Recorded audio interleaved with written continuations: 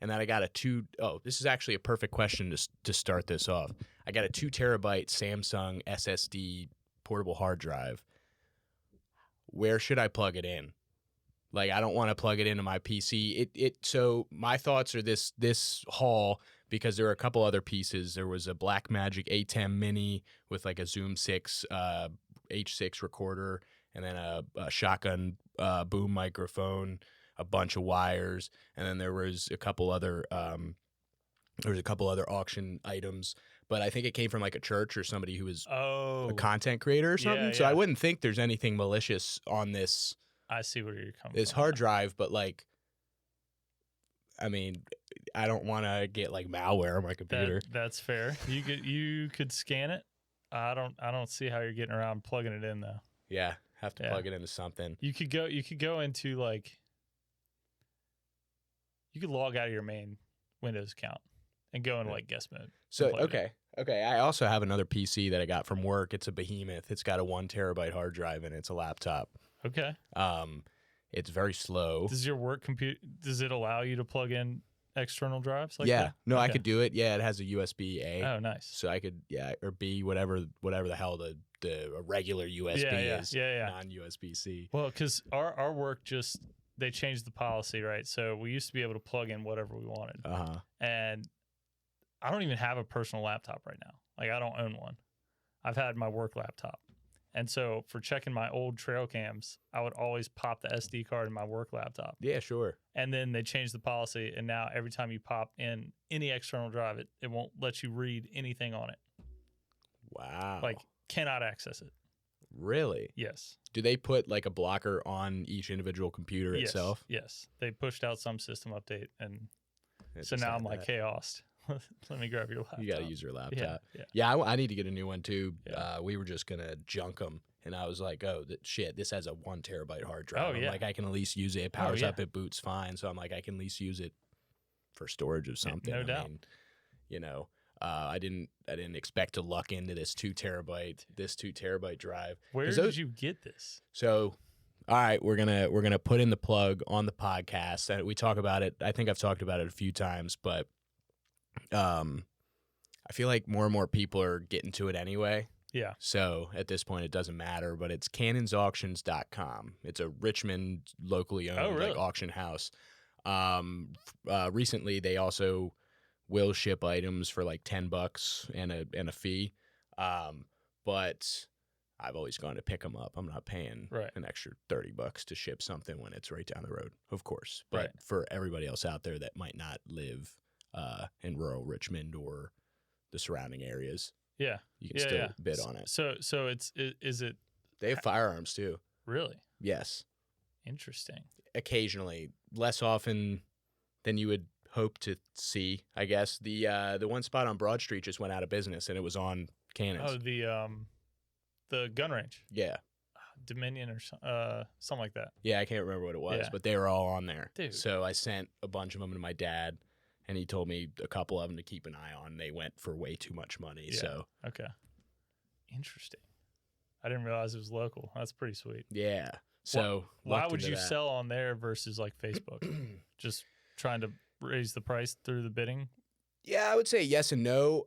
From what I have seen, it's probably a lot of older people that are moving into a retirement home or something like that, and they've got an entire household full of stuff, estate sales, and then Cannons, the actual physical location, they do self-hosted auctions, so I'm sure they go buy it in bulk from people's houses or God knows where, right? And then they just host it themselves. But then, if you are moving out of your home, you want to sell everything, you can contact them. They'll host it on your behalf. People will come in, they'll have it all sectioned out. That's actually where I got this desk chair over here. $3, Dude. $3, man. I mean, it's not uber comfortable, but it's gotten me through $3, hundreds of hours of sitting on it. So, dude, for $3, $1 an hour. Yeah, less even, Yeah, making money with that one. That's honestly awesome. Yeah, so I'm looking for another chair. This one's beat up, as viewership can finally see out there. This is only the second video episode. I recorded one 2 weeks ago with Mate. No way. Yes. Okay. Yeah. You gonna do the Spotify video? How does that? Absolutely, yeah. Okay, nice. But it's going to take me a little more time to. I mean, I have 3 cameras and Right, kind of split stitch, everything yeah. up and do that. But yeah, That's I'm awesome. excited for it. So yeah, been trying to get this out there for a while, and dude, I'm so excited to have you. Appreciate you coming over. Yeah, we've had many a good conversation late night. Couple reasons why I wanted you to come on here. One, I really wanted to talk about hunting because I see that seems like where we always evolve to in conversation every time I see you. Of course. And honestly, I didn't know that you were in software, so I actually have a few questions or things that maybe you can chew on for me. Absolutely. I've had some interesting guests with various bouts of knowledge in a lot of different areas, but not necessarily software. Mm-hmm. So my one buddy was explaining to me like a firewall system in your home network system. What's your knowledge base on that? Like, can you speak on that versus like software building, I guess, coding rather? Yeah. So when you get into kind of a corporate software job, those things are kind of segmented out a lot. Sure. Like once you get, if you're in a really small shop, everybody wears a lot of hats, but right. You know, we've got 6,000-7,000 employees now, pretty large software department. Absolutely. So I pretty much stay in my software lane. Sure. So we kind of build the apps, right? And then we hand those apps off to the infrastructure guys to deploy them and make sure they're secure. So they have their all their networks set up, all the kind of, they call it DevOps and networking. Those are 2 different departments. They kind of figure that out for us. We just write the code, build the software to the client's specs, and then we deploy it to kind of a well-known, we call it a deployment pipeline, and that goes through steps that those other departments have set up mostly. Sure. Yeah. Super cool. Yeah. It's very structured. Okay. So app development. Yeah. Say I wanted to build a Flappy Bird style game. How achievable is that for somebody with little to none, well, I would say more extensive on the none part of like coding language ability? Courses on YouTube, like obviously it's not that easy or else everybody be out there doing it, but yeah, I mean, you're talking about like an app, like a phone app. Yeah, sure. So good example, there's a stupid fucking game called King Shot that somehow I found on, I play a lot of not crossword puzzles, but it's like a Scrabble based word game. Not quite Words with Friends, but I play it all the time while I'm taking shits at work or whatever. Yep. And for whatever reason, this ad was like, I was like, whatever, I'll finally download one damn game from this shit. And it doesn't seem to be like, I don't know, overly complicated, but it's like it really is engaging, and it just keeps you clicking through shit. And like I've been wondering in the back of my mind, like how much effort does it take to really, with the creative ability aside, of course, like you obviously have to have a good idea. Yeah. But like how much effort does that take? Dude, you know? I'm not sure if I can picture the game right now, but like you could do that. Really? Yeah. There are a lot of frameworks now that make it not drag and drop, but not too far from drag and drop either. Like, wow. I feel like the really hard part is like we just released an iOS app and we had to do iOS and Android. So we used a framework called React Native that allows you to write code in essentially JavaScript, and it compiles down into Objective-C on the iOS side, and then Java on the Android side. Oh, that's cool. So it goes to both, right? Yeah. It's a great like idea, but once you get into the kind of nitty-gritty complicated thing, it's kind of starts to fall apart. So we ended up bailing on Android support and just supporting iOS, which is fine. But what's the user base for like the real estate market versus, is there like a large difference in iOS versus Android?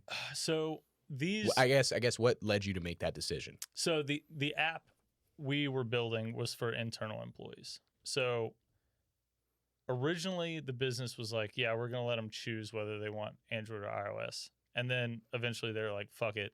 Yeah. We're buying you all iPhones. Sure. Like we're buying 1,000 iPhones. We get a good deal in bulk, whatever. You're all using this. Right.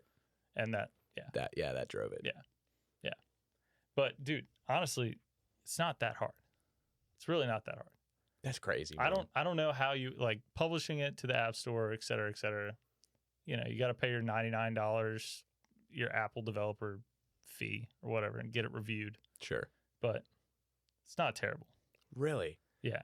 That's if you wild. sat here for like a couple months, you can figure it out. You can figure it out. Yeah. That's crazy to me, man. I remember when I guess we grew up in a great time in terms of like technology advancement. Like we got to experience no cell phones for a short period of time. And then literally the BlackBerry wave and Motorola Razors that are somehow now making a resurgence. Yep. And then the evolution of the iPhone. So I remember the OG apps after like what is it, the tan camera looking Instagram app and all that shit. And some of the silly little games you could get back then, I was like, wow, it's so crazy that somebody... iPod games? Yes. Like Snake or whatever the hell? Yes, and there was the... Oh my God, where you rotated the disc and it would bounce the ball. I forget the name of it. Pong, I guess. But it always blew my mind that people could sit there at a computer and write something in computer programming language that would allow me to play this game. And it's crazy. This many years later, there's a framework for that. I don't know, man. Everything's becoming more adaptable, and I guess that does allow technology to evolve, which is a good thing. But sometimes I think it's too fast. Oh, no doubt. I feel bad for the kids today. You know, that's a super generic statement that you hear all the time. But I can't believe there are no kids that grow up hardly without a cell phone in their hand these days. At least around us, I'd like to believe that in other places, at least in the United States, objectively, but Midwest places that have a lot more area for people to be outside and be doing activities, whether it be riding your bike down the road to go fish or like playing a sport or something. I don't know. But like I do see a lot of like iPad kids, for lack of a better phrase. And that scares me. Yeah, it is scary. Here's an iPad. Yeah. Here's an iPad. Yeah. At least there's some sort of temporary restrictions. You see what YouTube is rolling out next month or whatever? No. They're rolling out AI for age verification. So if they ping your account as under 18 user, you'll have to provide photo ID. Damn. And I don't like that. Yeah. I'll give my photo ID to my banking apps. Yeah. That's probably it. I don't know if YouTube needs that. No. That's interesting. Yeah. Really? Yes. Interesting. Okay. Because I know some platforms have done like, here's your kids' version of the same platform. But I guess they don't have any way to know who's using which one, right? Right. Yep. That's what they're saying. The long gone method of selecting your birthday or whatever. Oh, yeah. Yeah. And I don't know, man. I don't know. A lot of reservations about that, mostly with me having to input my personal sensitive information into a developer's app that's not a financial institution backed by, insured by the federal government. They're a media conglomerate that owns a lot of the shit we use. Yeah, dude. Yeah. Funny how that works. So, yeah, I mean, low-key, they probably have all my information anyway. I mean, shit, through, I don't know, everything that they own. Alphabet. You have a Gmail? Right, yeah. Gmail. They probably acquired Yahoo Mail Services at some point, AOL, all that stuff. So, I mean, that was my first email, was AOL. Oh, yeah, AIM. Yeah. That was fun. Instant Messenger, man. Yep. Yeah, I guess we weren't old enough, or at least I wasn't, during like the MySpace and real beginning Facebook era. I wish I was. I was in the MySpace game. Yeah. For a little bit. What is it, Farmville? Yeah. Yeah, that was on Facebook. That was Facebook. Yep. That's right. Yep. But yeah, I was in the MySpace game in middle school. That was pretty cool. Customize your wall. That's crazy. Yeah. Yeah, dude. What do you think if we would have stuck with like those simplistic forms of social media content instead of what we have today? Well, dude, advertising killed it all. Yeah. Like, honestly, it killed the news. No, I hear you. I shouldn't say that, but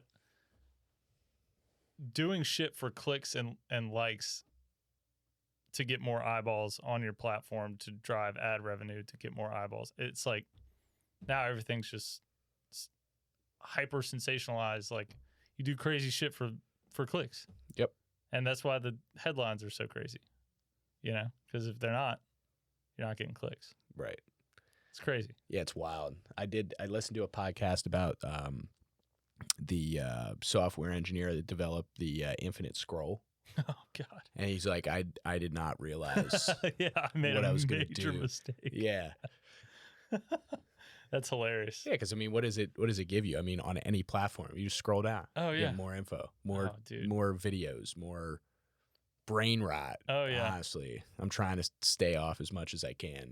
Yeah, it's tough. It's tough. Yeah. I mean, I'm on there for like all of this, but I use apps on the internet that like allow me to simultaneously post to all my social media networks. Oh, nice. So I'm not really on there. I check it like once a week. Yeah. Yeah. And I'll repost stories and stuff like that. If I see on my personal account that somebody's like Big Red's having a show, I'll repost that or whatever. So yeah, man, I'm trying to stay off that. Stay off that shit. In less depressing news, let's talk about the outdoors and nature and like the place where serenity can be achieved. Outside the overstimulation. We have screens around us all the time. I'm constantly feel like I'm anxious or in a rush to get something done or like get to the next thing. And a weekend in nature really kind of almost resets or revitalizes that. Does the trick, man. That's what I need. That's the best thing. That's the best thing about it. I don't know. Even though like you get up in the tree stand every once in a while and you're so tempted to pull your phone out when it gets boring. Oh, I'm sure. But just gotta avoid it. Yep. Ride it out. Yep. Just raw sit there, dog it. listen to the squirrels. Yeah. Not kill a deer. So, outline of hunting seasons. I know, so I probably told you, but we had off, school was optional the first day of rifle season every year in the fall. Pennsylvania? Yes. Yes. Yep. I don't know that it was like legally optional, but half my grade would just not be there. Just culturally accepted, not a day of school. Yes. Which I never participated. I wish I had, but yeah, so tell me about your year this year. What's gone well? Are we seeing anything different in terms of animal populations? Obviously, like the heat's been crazy with different varied levels of like thunderstorms and weird rain patterns, stuff like that. But like in terms of hunting, the landscape, have you noticed anything different? Has this year been more fruitful or worse? Yeah. So starting with last turkey season, I got screwed by weddings. So like, what time period of the year is this? So this is like mid-April to mid-May. Perfect. You get a month out of the year to go turkey hunting. Month and a week. Is this only in Virginia or is this primarily most places? States are around this month and a half timeline. And like they'll start a little earlier, they'll start a little later. Like South Carolina starts at the beginning of April. Okay. We start like first, second weekend in April. North Carolina is about the same time, but they run a week shorter than we do. Interesting. So you kind of like what happened in years past is we would start in like Alabama and try to go, even in late March, they might open up. And then you kind of ride the wave north because the farther north you go, the later the turkey season starts and the later it ends. So you could do like one year we did Alabama, North Carolina, Virginia, Pennsylvania, and New York in one turkey season, right? And like my buddy will do Maine. That goes into like June. Why is that? Is it a certain temperature that they need or something like that? It has something to do with their particular breeding cycle. Gotcha. And okay. The season, ideally, I think what the biologists try to do is they try to like allow them to breed a little bit before the season starts. Sure. So they get their breeding in, a lot of the breeding happens, and then they let you go hunt them.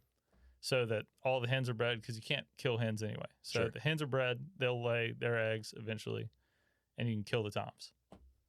But last year, I got screwed on weddings.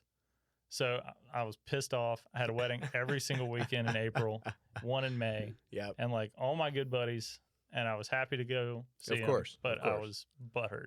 Of course. So this year, did South Carolina for the first time. Nice. That was extremely hot. Yeah. Really tough. And we didn't kill one. Had Damn. 3 days, got really close, didn't kill one. What made it difficult? Dude, so we were hunting these swamp bottoms down there outside of Charleston. Okay, and that's just the area. Yeah. I thought you were talking about like a particular type of turkey or something. No, still eastern turkeys. And these swamp bottoms have these just massive trees in them. But in between these massive trees, there's nothing. So you can see for 200 yards. Sure. In every direction. And like if you are not hid so well, they just are so wary. They just know where you are. They hear you calling and they look and they're like, there's no turkey over there. And then they'll circle you. And they don't see a hen because we weren't using decoys or anything. I think that might have helped thinking back on it. But they just would not come past like 80 yards. Damn. And just never got one in range. But it was a lot of fun. It was with one of my good buddies. He's going to be in my wedding next year. Nice. Yeah, it was awesome. We love that. Yeah. Saw a bunch of snakes. Saw some crazy shit down there. The boys down there are crazy. Yeah. They like, I think season started on a Thursday. Packed. Like, packed house. We had to sleep at the trailhead, and we still got rolled up on at like 4 a.m. You know, people are trying to get out there. Yeah, in our spot. So how does that work? Like, I guess first come, first serve. I mean, it's public land, right? Yeah. That's the generally accepted method, right? And like, usually I'll just sleep wherever I want to hunt in the morning. Yeah, sure. It's easier. You get your spot, right? But like, I don't know. People come in from the side. They'll see your truck and park one spot down, and then just come at you from the side. You got to be careful a little bit. Yeah, I'm sure. I don't like to do that. If I see a truck on this side of the road, I'm not stepping foot on that side of the road. Right. Yeah. I'll get fined. You got to have A, B, C, and D as far as your plans for the morning. Sure. Because anything can happen. Yeah, absolutely. That's crazy that people just. I mean, I guess that applies to everything else in society too. But yeah, that's right. That's right. Yeah, that's crazy to me that people just roll up. You know, and it's not. It's different too. It's like, it's a sport and it's dangerous. And it's like, yeah, right. Like they're two things that, like, I don't know. I don't want somebody else to come in and fuck up my golf game while I'm playing golf. It's the same. You don't. It's the same. It's equivalent, right? Exactly. And not only that, it's, you know, you're dealing with firearms, gun safety, whatever. Dude, you would have lost it in Mississippi. Oh my God, I can't even imagine. We thought it was me and the same buddy. Yeah. We thought we had the whole goddamn place to ourselves. We felt like we were on top of the world. We went to this public land national forest, and it was stupid. I knew there were other people around, but for some reason I thought that we were the only ones that knew about this spot. So we go to sleep that night. We wake up in the morning, look around. Hadn't heard any trucks rolling by because we were right off the road, sleeping in the back of our trucks. And, you know, wake up 5 a.m., go walk into the woods. We hear a turkey gobble, and we're like, holy shit, he's right over there. We're creeping up to him. I don't know what time it was, probably close to 6. And we get set up on this turkey, probably like 60 yards away, 70 yards away from him in the roost. He flies down. Pow! Another hunter is like 40 yards from us. Had no idea. That's wild. He shot him right from out from under us. We heard like 12 shots that morning in the span of like 30, 40 minutes. That's crazy. And they were all close. Like, close. People out there. Oh, yeah. So, oh man, I guess, how do you, other than seeing their vehicle and stuff like that, how do you identify people out there? Can you tell a store-bought turkey call from like a real turkey? A real one? Yeah, you can. If they're close enough. Sometimes, and honestly, if you're hearing it from a long way away, it's probably not a real turkey. Yeah. But they weren't really doing much calling either. Like, we didn't know. So you had no idea they were out there? No, we had no idea. That's wild. Yeah. That Mississippi is not a place you want to start turkey hunting. That place is a madhouse. I've never been to Mississippi. I would love to go. It is cool. Yeah. It's fun, and I love going down there. They do this thing now where if you're a non-resident, you have to draw a tag to hunt the first 2 weeks of turkey season on public land, which I think is good because obviously they were just getting they are the first season to open in the country now. Gotcha. So everybody's going everybody from freaking Wisconsin to California to Wyoming, everybody's trying to come down there to kill a turkey in March. Right. Yeah. You know, and it's just absolutely insane. That is crazy. Yeah. Blows my mind how different states are able to regulate different ways too, and I think that's important to do so. Obviously, like your natural environment, your direct surroundings are the most important environment that you need to respect, obviously, because like it has what is it? Oh my God, why am I blanking on this word? It has plants that are native plants to the region, native animals, things like that support the local environment. So, and all your populations are different, you know. Right. Even in Virginia, they have a county by county like management plans for deer populations, right? So, that's awesome. Yeah, it's really they definitely take a granular look at it, which I appreciate. Yeah, absolutely. I think you have to. Yeah. Because of how much destruction we as humans have brought upon their natural environment. Exactly. Yep. Exactly. And it's weird too because like you look up at Nova, and Nova actually has like some of the highest deer densities in the whole state. They're everywhere. You can hunt deer in Northern Virginia almost all year round. Wow. With a bow. Yeah. Because they just want them gone. There's so many traffic incidents. Yeah. You know, they're just everywhere up there. Is that because it's a safer environment for them to live? Probably. I guess they don't get hunted quite as hard. And yeah. I think they're also just like pushed into these pockets of what's left of their environment. And I don't know. You know, it can't be good for the herd either. So there's only so much food left, right? And then you get a herd that's too big. They don't get adequate nutrition, you know. So I think they're definitely trying to thin it out up there. Yeah, it's cool the way they do it too, relying on hunters and natural resources to do so. It's not like we have to go out and mass murder a bunch of deer, you know what I mean? Like they do in Australia with the kangaroos. They hire like state hired hunters down there to get rid of them. Yeah, I knew that was a thing for like wild boar. Yeah, but wild boar's similar too. Kangaroos, really? Yeah. I think they just smoke those things. Damn. There's no use for the meat or anything like that? So I was listening to a podcast that like it's considered like taboo or something like that. I don't know if taboo. Nobody really likes eating it. Gotcha. Like I think you might be able to find it at the grocery store, but think of it like chicken livers. Like, are you going and picking up a whole shit ton of chicken livers? Fair enough. For dinner for Grace? Right. Like, yeah, no. Probably not. I don't think so. No. Maybe. I mean, fried might be all right, but I think it's more of like it's a niche thing. Sure. That's what I've heard. I don't know anything about it. But, interesting. Yeah. Yeah. But back to hunting seasons, because I totally avoided your question. No, you didn't. We just got off on a little tangent here. Yeah. That's exactly what the podcast is for. Yeah. In exploring and investigating tangents. Yeah, I love it. Man, I just love chatting about what people are passionate about, and like that's why we get into this conversation. I feel like every time I see you. I know. You love especially when I'm drinking Miller Lite. Yeah, right. So deer season starts, I think it's September 13th this year in North Carolina for bow. And that'll run through October 4th. Mm-hmm. And this is all North Carolina. October 4th, muzzleloader starts. And that runs through October 18th. So there's, 2 weeks of muzzleloader? And then gun runs from October 18th all the way through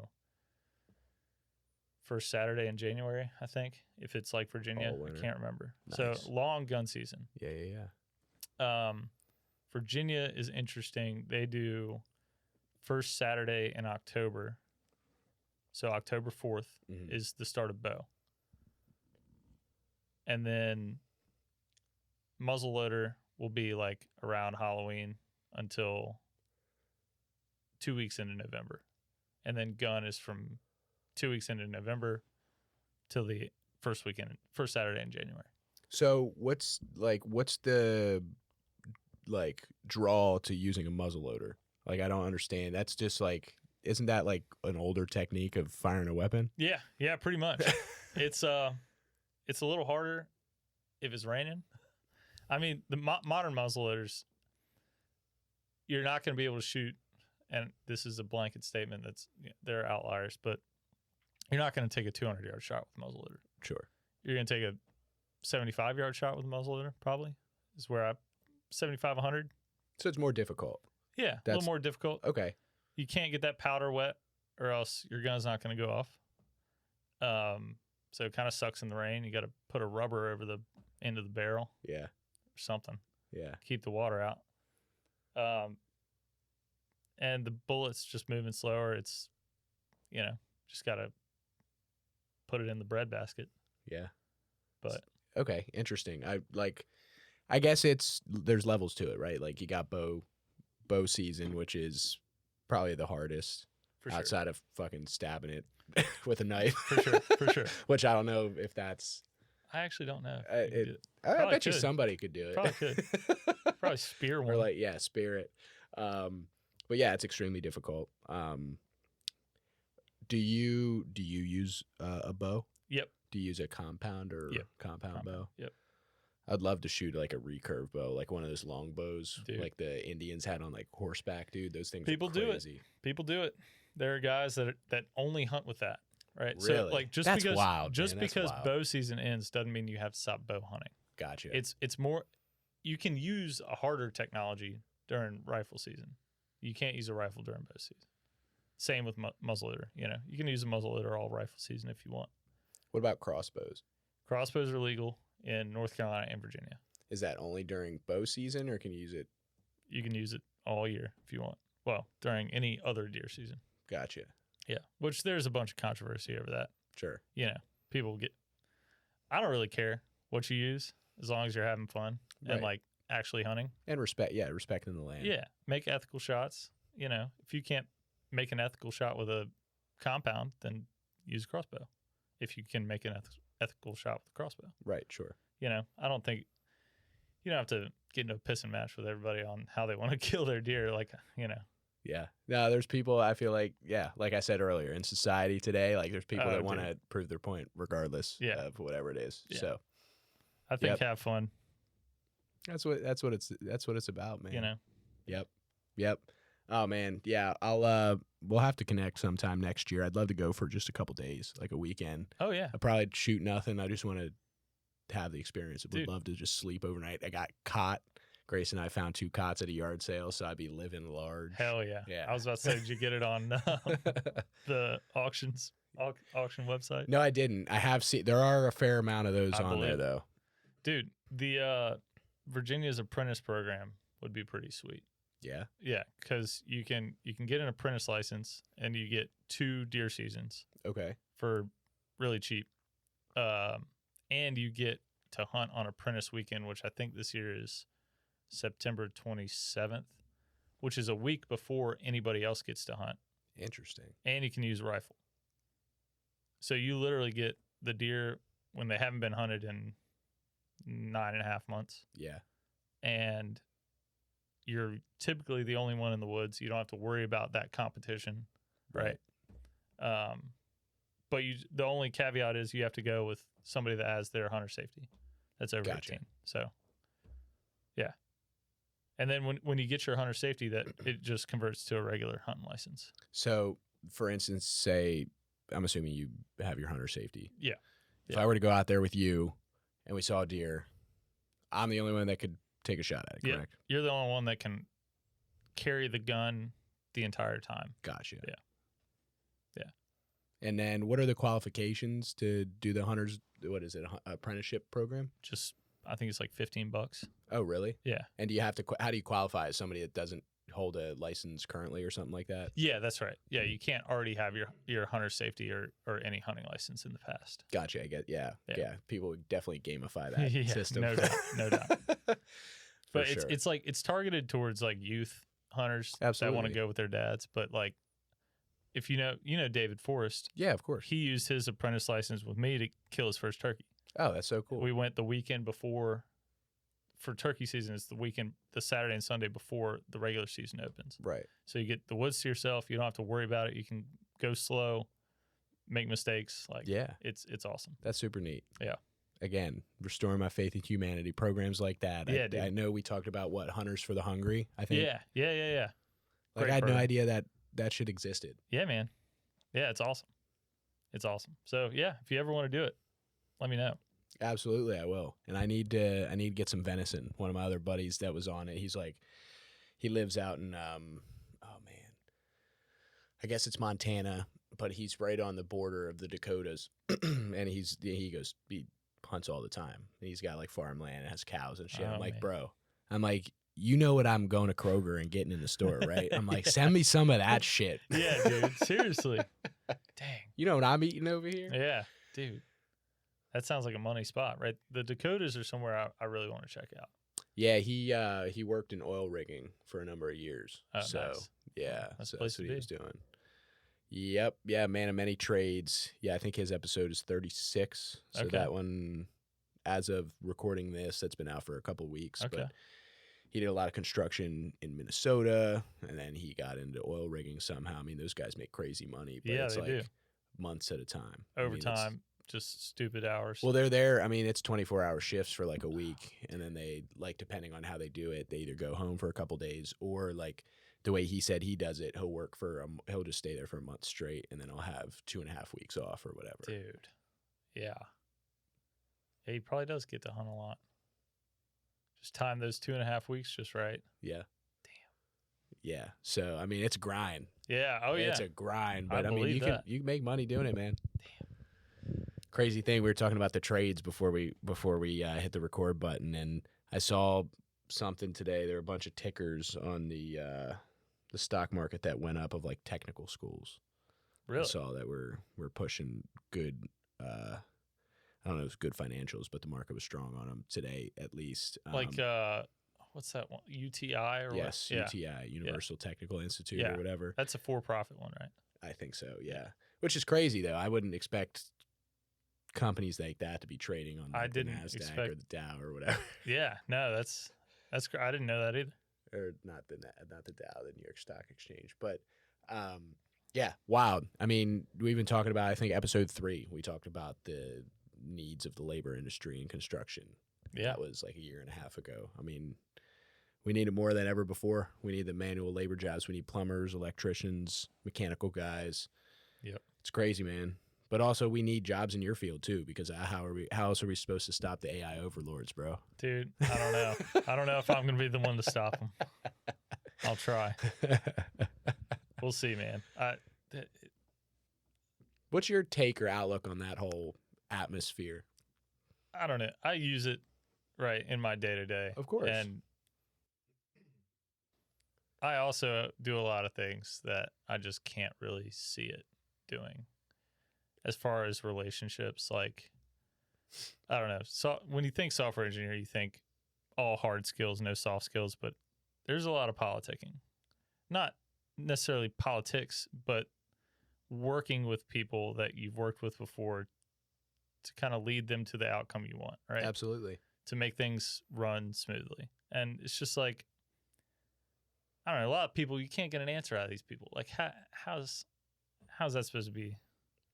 It's not a conducive work environment. Right. Like, and I think that's the case for all jobs. Like a lot of jobs. Sure. Not all jobs. I'd say majority. Yeah. Like anything where you're managing any other people. I don't really see how that goes away. I mean, give it 50 years and, anything can happen. But sure, there's got to be somebody at the helm of all these complicated things that happen.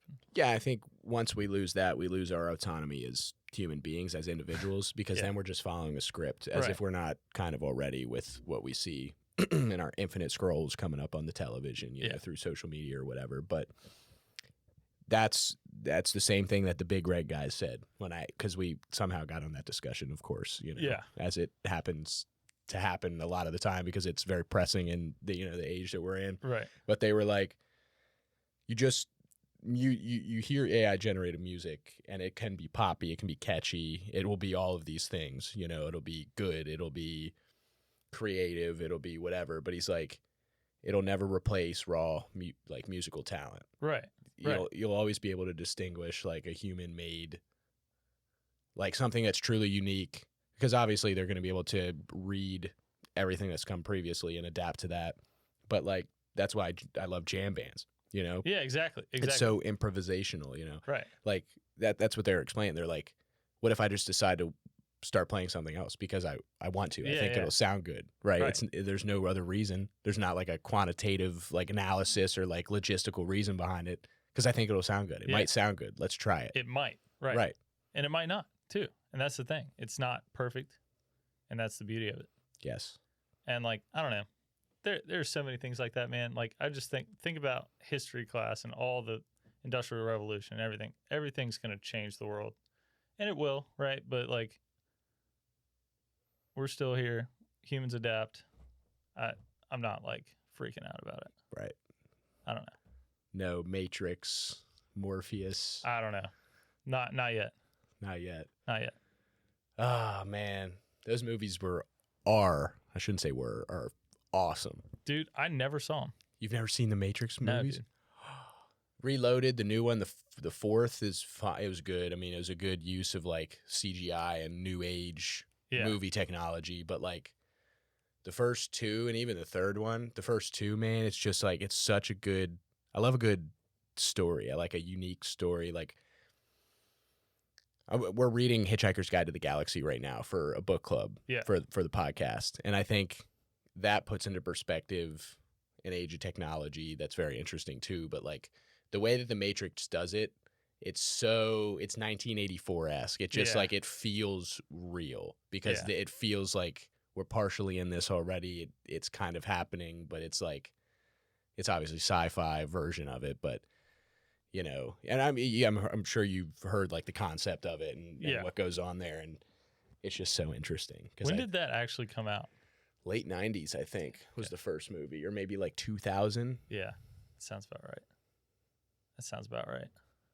Yeah, and I hadn't seen him till I think the first time we were on a beach vacation with Grace's family, and they had like a little movie theater room in the basement, and they had all the Matrix DVDs, and I watched the first one for the first time, and I remember like finishing it. I was like, oh my god, that's unbelievable, dude. I'm gonna have to do that. Like, it's one of those things that's you kind of have to watch. Yeah. Yeah. The story's so good too. I won't like spoil too much of it, but just and it's like what we were talking about with AI.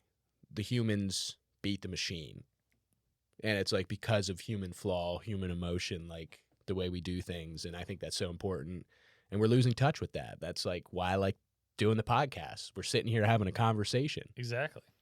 When do you even do that anymore? You just tweet hateful shit at somebody else, right? Yeah, dude. I actually do love the rise of podcast popularity, though. That brings me some hope. Just like even in the last 10 years, like if you remember, I think like let's call it like high school or something. Like sure, when I first heard of a podcast, nobody knew what the hell a podcast was. Oh yeah, like at all. And now it's awesome. All I do is listen to podcasts all the time. It's great. Like there's podcasts about all sorts of awesome shit. So much interesting. Awesome guests. Like I learned most of the stuff I know from podcasts. That or Reddit for me. Yeah, exactly. Exactly. And it's awesome. I should have bought into Reddit at their IPO, man. I was like $40 for a fucking for a social media text-based platform. Yep. Yeah, good luck. Yep. My ass could have been a little more richer than I am now. Yeah. Those are some Charlottesvillians. Yeah. Charlottesvillians. Don't they have a plaque or something in the bathroom of the one building, I heard? Oh, probably. Of where he sat on the toilet and like thought of the idea. Are you serious? That's what I've heard. That's can't confirm for myself, but that's what I've read on Reddit, of course. Yeah. So, classic. Yeah, it was such a good idea. My favorite part about it is the user input. And like, yeah, I hear controversial takes on the amount of bot accounts on social media platforms. Yeah. So like, I don't know how much of it is true, but generally the better takes rise up to the top and you see the most relevant comments. Right. So I enjoy that. I love just the local aspect. Like if you go on Instagram, you see a bunch of fucking like restaurant reviews about Richmond and stuff, but there's not like, you can go on Reddit and find like a neighborhood, like, hey, how do you like living in this neighborhood? Right. And like get like a ton of responses.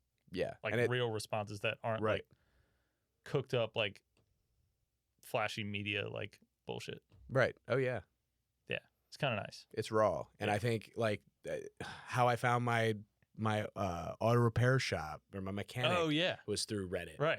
They have an entire Excel spreadsheet of like the highest rated areas in Richmond, like for barber shops, it's mechanics, restaurants, what else?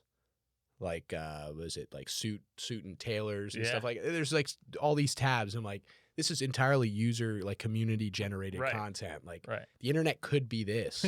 But still there's trolls that post bullshit and like it's crazy, man. It's not perfect.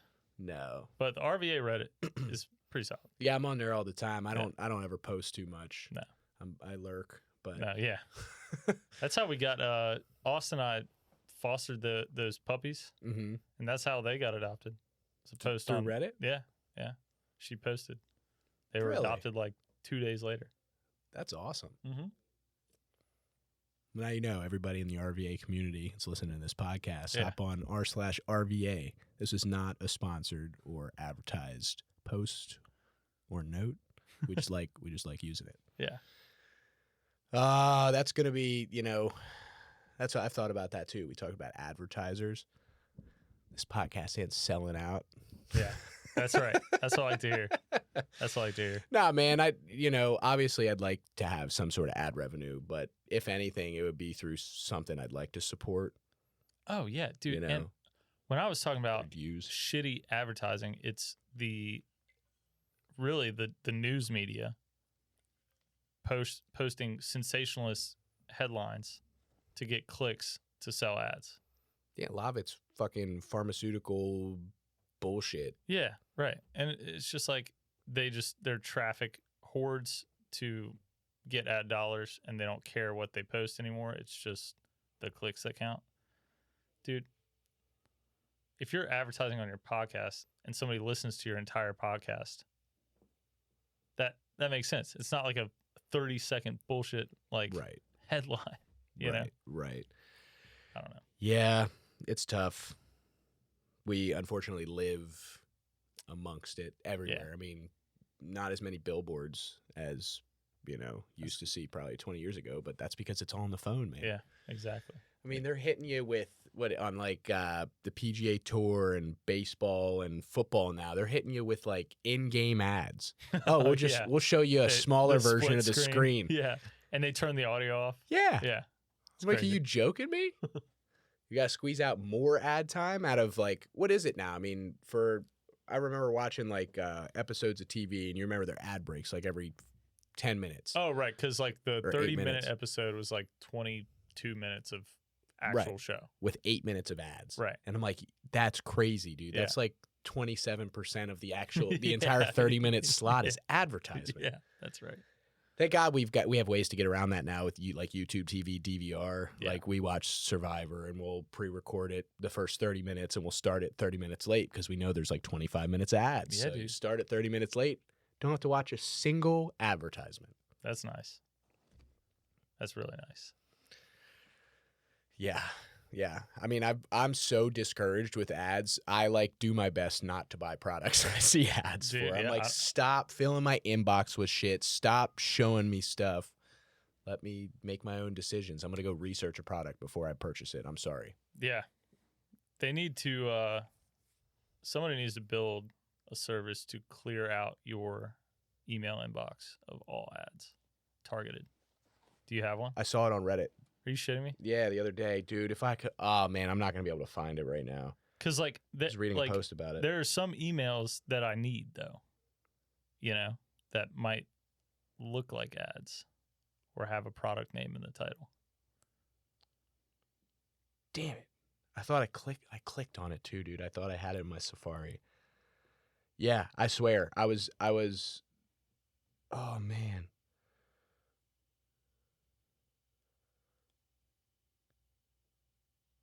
No relevance. We need like past week.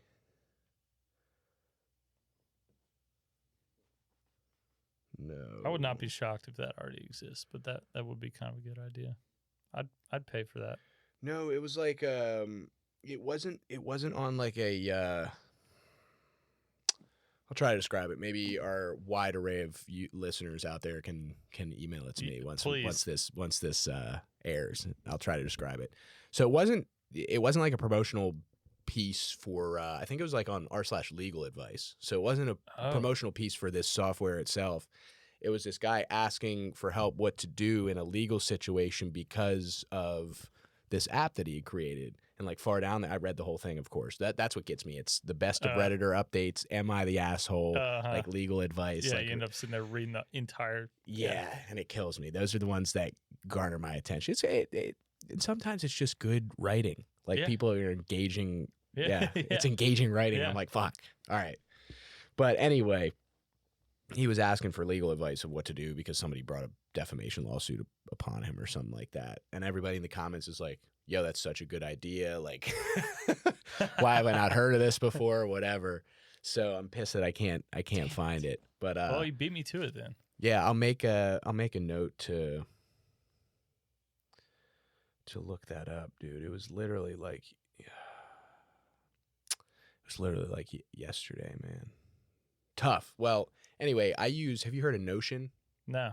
Okay, so it's like a digital workspace. Okay. Honestly, my favorite new productivity hack app, whatever. Like that's what they try to sell it as. And it's got a built-in Notion AI assist that helps you organize everything. But I'll show it to you after we're done here. I use it for drop down like what is it? Like line item to-do list markers. So like I'll have each episode, it breaks down in like 30 sub items, and I can sick. And I can select in progress, not started, or done with all the tasks. Right. And then I can follow through all of that. I can do to-do lists. You can build out tables,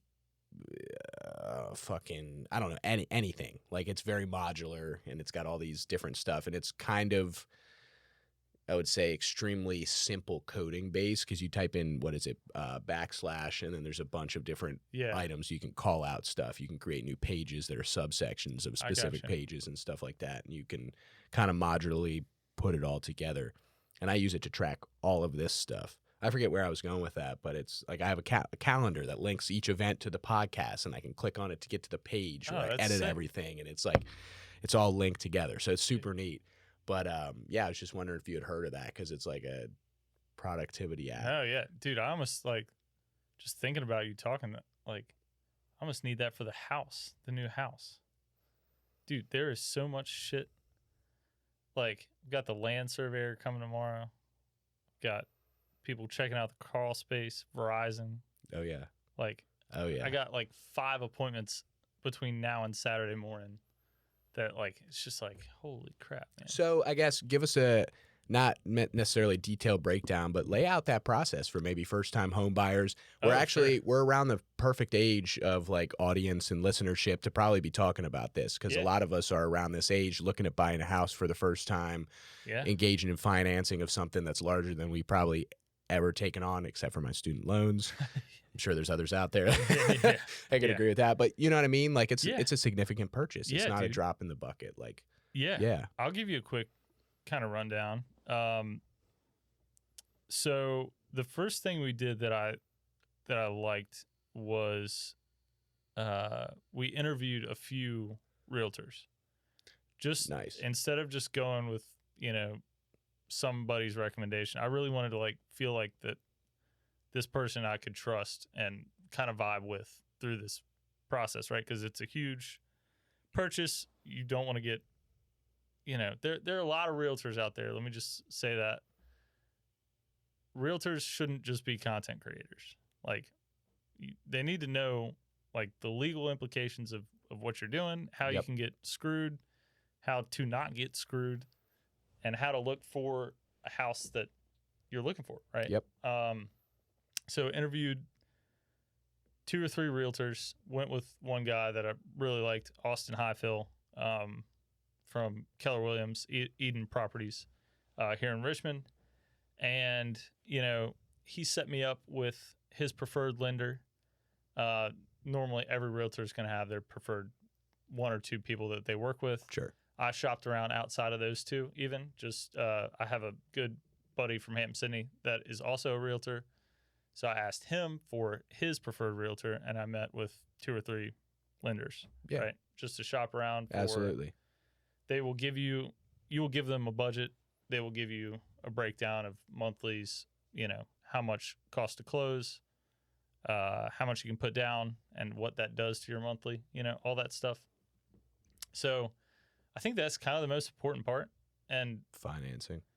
Yeah, and just like really trying to understand what you're A, signing up for, and B, what your budget is and how that's going to affect your actual day-to-day life for the next 30 years if you stay there. Yep.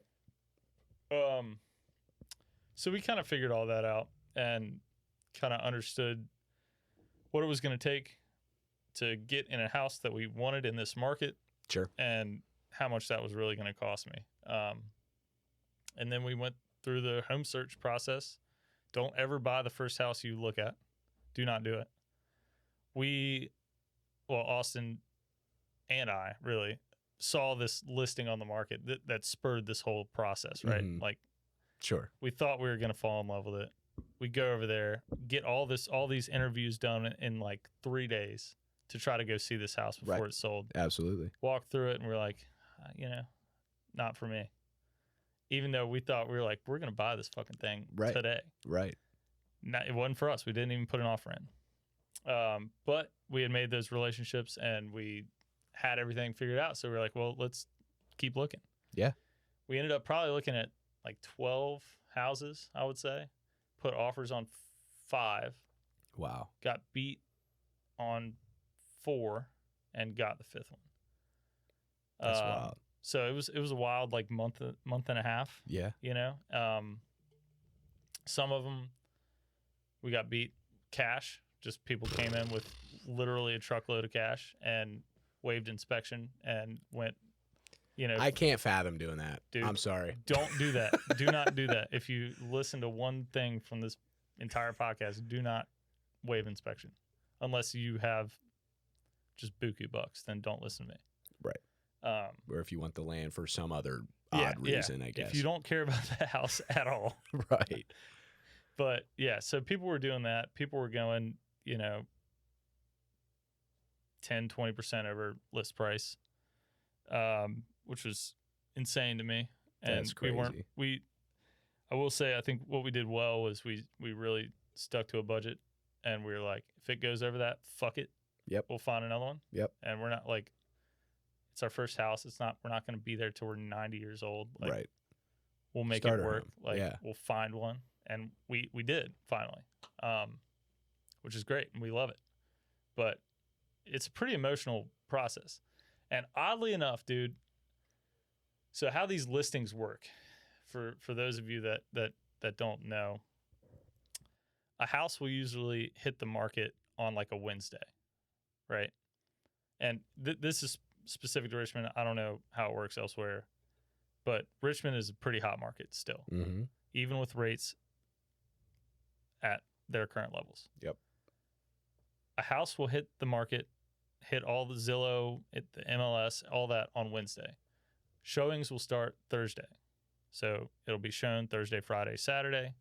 They will collect all the offers during that process. They'll probably have an open house on Saturday or Sunday. Yeah. And they will review and select all the offers Sunday night. So, and then they decide. And then the house is gone. 5 days? Yeah. Max. And that's if they don't get an offer on Wednesday that they just take. We had that happen multiple times where we couldn't even see the fucking thing because we had a tour scheduled for Thursday. Right. And it was already gone. So I'm not even including those in the ones we lost. Right, sure. That's wild. Yeah, it's crazy. So I don't even know where I was going with that, but just home buying in general. Where do we think, why is that happening? Dude, I've heard that Zillow and like Redfin are buying up a boatload of like they were doing that residential properties. Yeah. Are they sitting on them? Like I think they were flipping them, and I think they were losing their ass on them. And I don't know if they do that anymore. Double check me on that. Gotcha. No, I have no idea. That's just something I read, and that would make sense if they're holding up a lot of the stock. Yeah. People are gonna. Well, I definitely know there's a shortage. this is all specific to Richmond, and they're building all these apartment communities, and I'm not sure that they really serve the same purpose, because I don't want to live in a fucking apartment. You don't want to either. That's why you're living in this nice house. Yes. Right? Like, you can build all the apartment communities you want. Some people are just not going to live in an apartment community. Yep. Not to say there's anything wrong with them, but I just don't know that they're really serving the... No, because what's happening is these large multifamily complexes. I think there's one going up over here by Patterson and Libby. Yeah. Right across from that shopping center with was it West Hampton Bakery or whatever? Yeah. Or pharmacy, Westwood Pharmacy. I'm sorry. Yes. Love their breakfast. Yep. Love their chocolate chip pancakes. Dang. Phenomenal. But anyway, there's one going up right there, and they market it as like deluxe, like family style apartment living. And it's like $3,000 a month for a 2 or 3 bedroom apartment. I'm like, go rent a house. 10 minutes down the road that's larger, has a backyard. You can have animals, like you have all these other things. Right. Like I don't understand like what the draw is to those things. I don't get it either. I really don't. And even with rates as they are right now, what are those apartments, like 1,200 square feet, 14? Yeah, probably. Like if that. 14 max? Yeah. For a 3-bedroom? There are houses for sale, even in this market, where your mortgage is going to be less than that with 5% down. So yeah, not only that, dude, for the urban planning aspect and like the beautification of the city, that shit looks ugly. Yeah, especially in that area over there. They all Come look on, the same. They're all not my favorite. And I still just don't know who they really serve. Really, I mean, there's an influx of people I feel like coming here from Northern Virginia. Yeah, myself not necessarily being included in that crowd, like. No, not from that area, but like I did move from DC down to here, so technically, not technically, whatever. But I feel like there's an influx of people coming down. People have a little bit of money coming from government jobs or something else. I mean, coming to the Fed or Capital One or one of these other big companies in Richmond. Yeah, and I guess that's true. Maybe it is helping in that regard. Maybe houses would be even more fucked if we didn't have those. Yeah. So maybe I'm eating my words. Yeah, but no, I still think your point's extremely valid. Yeah. I don't like them. I don't think they serve an overall sense of community and purpose. Like, I think that's important to also understand. Like, you have a little subsects of community all around Richmond. It's not just Richmond. Right. You know what I mean? So it's right. like you're destroying that local community aspect by moving in a boatload of people. I mean, I can't say on like occupancy rates, but hundreds of people are going to be living in these, and that overloads the local. Now that might push in a lot of business, push in a lot of, commerce in those areas, but can they realistically hold that many people? Yeah. I don't know. Then everything else has to get upgraded. What about shop owners that don't really have the ability to expand like that? And they get beat out, they get bought up by whoever. I'm going to check the time on this. Continue talking. Oh, yeah. I was just going to say the thing about rates where they are, right? They're a little high. They keep some buyers on the sidelines, right? And competition is still bad right now, even with rates as they are. Yep. Now, when rates drop, what do you think is going to happen? All those people that are living in those damn apartment complexes are going to enter the market. They've been there for a couple of years, let's say. They're all going to jump in. They can afford a $3,000 a month apartment. They're all going to jump in on the housing, I think. Yep, and they're not going to be afraid to pay crazy prices. Right. It's so that because I was really like, they always tell you don't try to time the market, right? And of course, here I am trying to fucking time the thing. Of course. But I eventually talked myself into that train of thought where I'm like, if I wait any longer and rates do drop, I might be more fucked than I already am. Yeah. And so I was just like, we're going to buy right now. It might be a little bit of a stretch, more of a stretch than I would want, but we can refi eventually when those rates do drop and put some more money down and lower that monthly. But it's like, I was so sick of missing out on the fucking ridiculous appreciation. Because I moved here in 2019 and I was like, dude, I might be able to buy a house soon. And then COVID hit and I was like, shit, dude, I might lose my job. I'm not going to buy a fucking house. I don't know what I want. I'm Right. 23 years old. I don't know what the hell I'm doing. So just sat there, had roommates, lived in rentals. I'm like, God damn it. I should have bought any old piece of shit. Just anything. Like literally a fucking cardboard box on a. You would have made 200%. Yeah. Like. Or maybe not that much, but something crazy. Pretty close. Pretty close. Like, does it have 2x4s? If you check that box, you make 200%. Right. Crazy. Like in the right part of town. And looking back, I'm like, damn. Coulda, shoulda, woulda. Yep. Shoulda, woulda, Oh yeah. Hindsight's 2020. Yeah, I need to do more research into like the up and coming areas of Richmond. Not necessarily ones that are primed to be gentrified, so to speak, but like people communities where people want to flock to, where they want to own homes, right? Like there's obviously a bunch of areas around here that have that, and like what's the next one? Everybody's trying to find that, so like it's not going to be some easy answer, but dude, I think Lakeside's sitting really nice. Yeah, one of my friends got a house over there. County taxes. Yeah. It's got to be way better than city of Richmond. Yeah. That's why I can't imagine what our landlord's financial situation is with this home, because it's close to the line. Yep.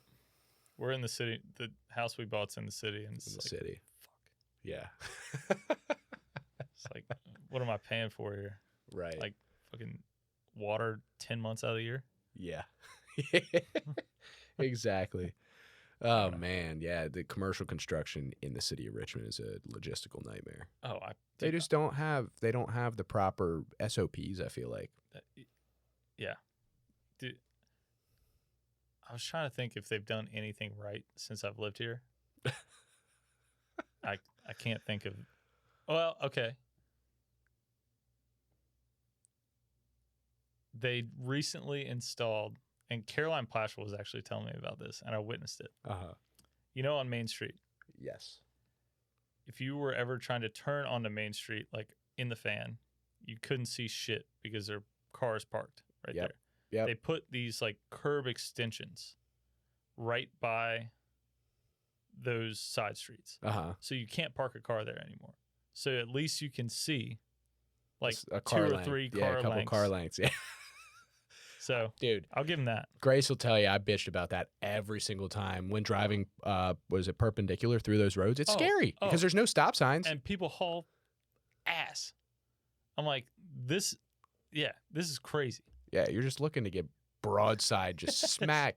And like with the size of vehicles nowadays, I mean, we might be in my Acura now that Grace has the RAV4, like it's a much larger vehicle, but like. Imagine being in a little like Prius or something and somebody in a jacked up truck just bam. You get smoked. You smushed. Yeah. It's like a bug on the windshield, dude. Seriously. I'm surprised it doesn't happen more, honestly. Yeah. That's my one notable driving like thing that I've noticed coming to Richmond. People pulling up to stop signs and red lights. Yeah. I feel like they accelerate until they're 2 feet from the stop sign, then they jam on the brakes. Yeah. Is that like just a Richmond thing? Yeah. Wasn't like that where I grew up. I mean, they're different here, man. Drivers in general are a little bit different. Yes. Left lane loafers. Had a couple today. I was getting pissed off. Yeah. Just hang out in the left lane for 3 miles until you make your turn. Yep. I got to weave around you. Yep. You're doing 3 miles an hour less than the speed limit. I'm like, at least do the speed limit. That's okay. I won't get mad if you're at least doing the speed limit. I'll get pissed about something else while I'm driving. Dude, you get all sorts of crazy shit going on. Now my commute now has me going Powhite, and it's just like it's kind of a madhouse a little bit. People going like 75, 80 and a 55, But that is wild. Yeah, thankfully I'm just on Monument. People rip on Monument. People rip honestly. on Monument. Yes, they do. But yeah, it's like 8 minutes. Yeah. So that's nice. That ain't bad. Yeah, just get up with 10 minutes to spare. Throw on my shit, brush my teeth. Oh, it's perfect. Get out the door. Damn. What time do you have to be there? 8:30. So I usually roll up. It's flexible enough, obviously, like if I have any early meetings, I'll get there early and prepare for whatever. But Yeah, most of like in the construction world, everything's in the morning and then like in the afternoon.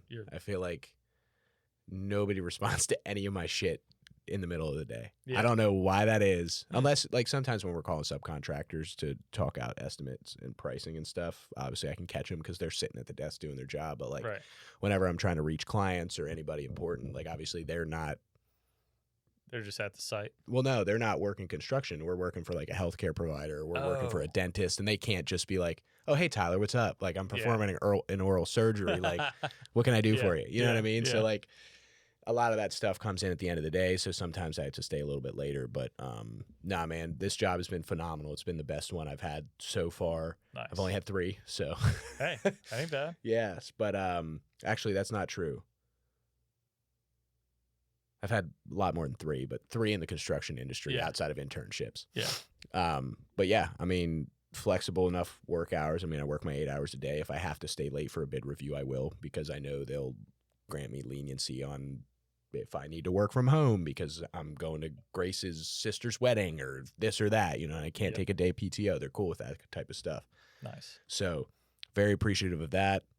Good work environment. The people are nice. And you don't have corporate breathing down your neck, man. That was crazy. When I work for Kiewit, which is, they're still top 10, I think, general contractor engineering firm in the U.S. And it was like everything had to be run down approved by 30 people, and then like just bureaucracy, just hell. Yeah, and I mean my hours were awful, so that didn't help at all. Was that in D.C.? So I was in. So I'll tell you. I'll give you the short story of an otherwise long one. So I had internships with 2 different companies, and then Kiewit coming out of school for sophomore, junior, senior year summers, and then my internship was in DC. So I like set up a lease with my buddies because I was expecting to be there. I hadn't heard from them. They're like, okay, we're gonna extend you the job, and I'm like, hell yeah. That was right before graduation. I'm like, I'm not preparing for anything. Right. I'm just dicking around, enjoying getting out of school, whatever. And then like 3 weeks from my start date, they call me. They say, hey, we just want to let you know your location. You're going to be in Denver, Colorado. Oh, yeah. And I go, what? 2.5 weeks? I said, A, I just signed a lease in D.C. because y'all didn't tell me anything. I was just trying to figure out my next steps. Yeah. And then B, you're going to have to give me more time than that. Like, I don't have any U-Hauls prepared. I don't have any of my stuff packed up. I'll have to go back to school to get half my shit and my things that are already in D.C. and this and that, you know. So, ended up doing that. I ended up moving out to Colorado. I did the trip with my mom. We took 2 days and drove all the way out there. Damn. It was awesome. Got to see my great uncle in St. Louis on the way out there. He's actually the one who gave me the Sammy Sosa picture up there. I've got Mark McGuire down here. So hell yeah. Thanks, Uncle Pete. So that was cool and getting out there. But I worked on it was a cost plus job. So we were building it for ourselves, under contract with ourselves. So it was like, you know, where they'd send a lot of the new hires to kind of get their feet wet before they sent them out into the diverse world of Kiewit. Right. And I work for the building group, which was the only one that did ground up vertical construction. So like everything else was heavy civil, offshore oil rigging, fucking SoFi Stadium, things like that. Damn. So we did ground up vertical construction, and I was on this project out there for about 10 months. They pull me into an office. I was 5 days a week, 7 a.m. to 5 p.m., and I have to work one Saturday a month. So they pull me in, 9.5 months in. They're like, hey, we've noticed you've been working hard. You've been doing really well. We want to send you to D.C. to work on the Metro project. So that's where they're kind of testing the waters with the next group of people that made it past the first one. Right. I was like, all right, perfect. Like, my family's all on the East Coast. Like, Grace had just moved there. That's perfect. So I'm negotiating, moving situations and pricing and all that stuff, and they wanted to actually make me pack up a U-Haul and drive it all back. I was like, no way. I was like, you just moved me out here 10 months ago. I said, you're going to hire somebody to pack up my shit, and I'm going to fly back. Yeah, no doubt. So they did that, and I'm at this time, I'm under the impression that, like, they're packing up all my shit to move back there. I'm going to be there for another 6 to 10 months at minimum, Otherwise, they just give me temporary residence is what they did for the majority of other people, as I come to learn since I started working there. And so I'm on night shift. I'm managing the drywall subcontractor for the metro stations on night shift. 5 p.m. to 5 a.m. 7 days a week, or 11 days on, 3 days off. Dude. So managing drywall? Yeah.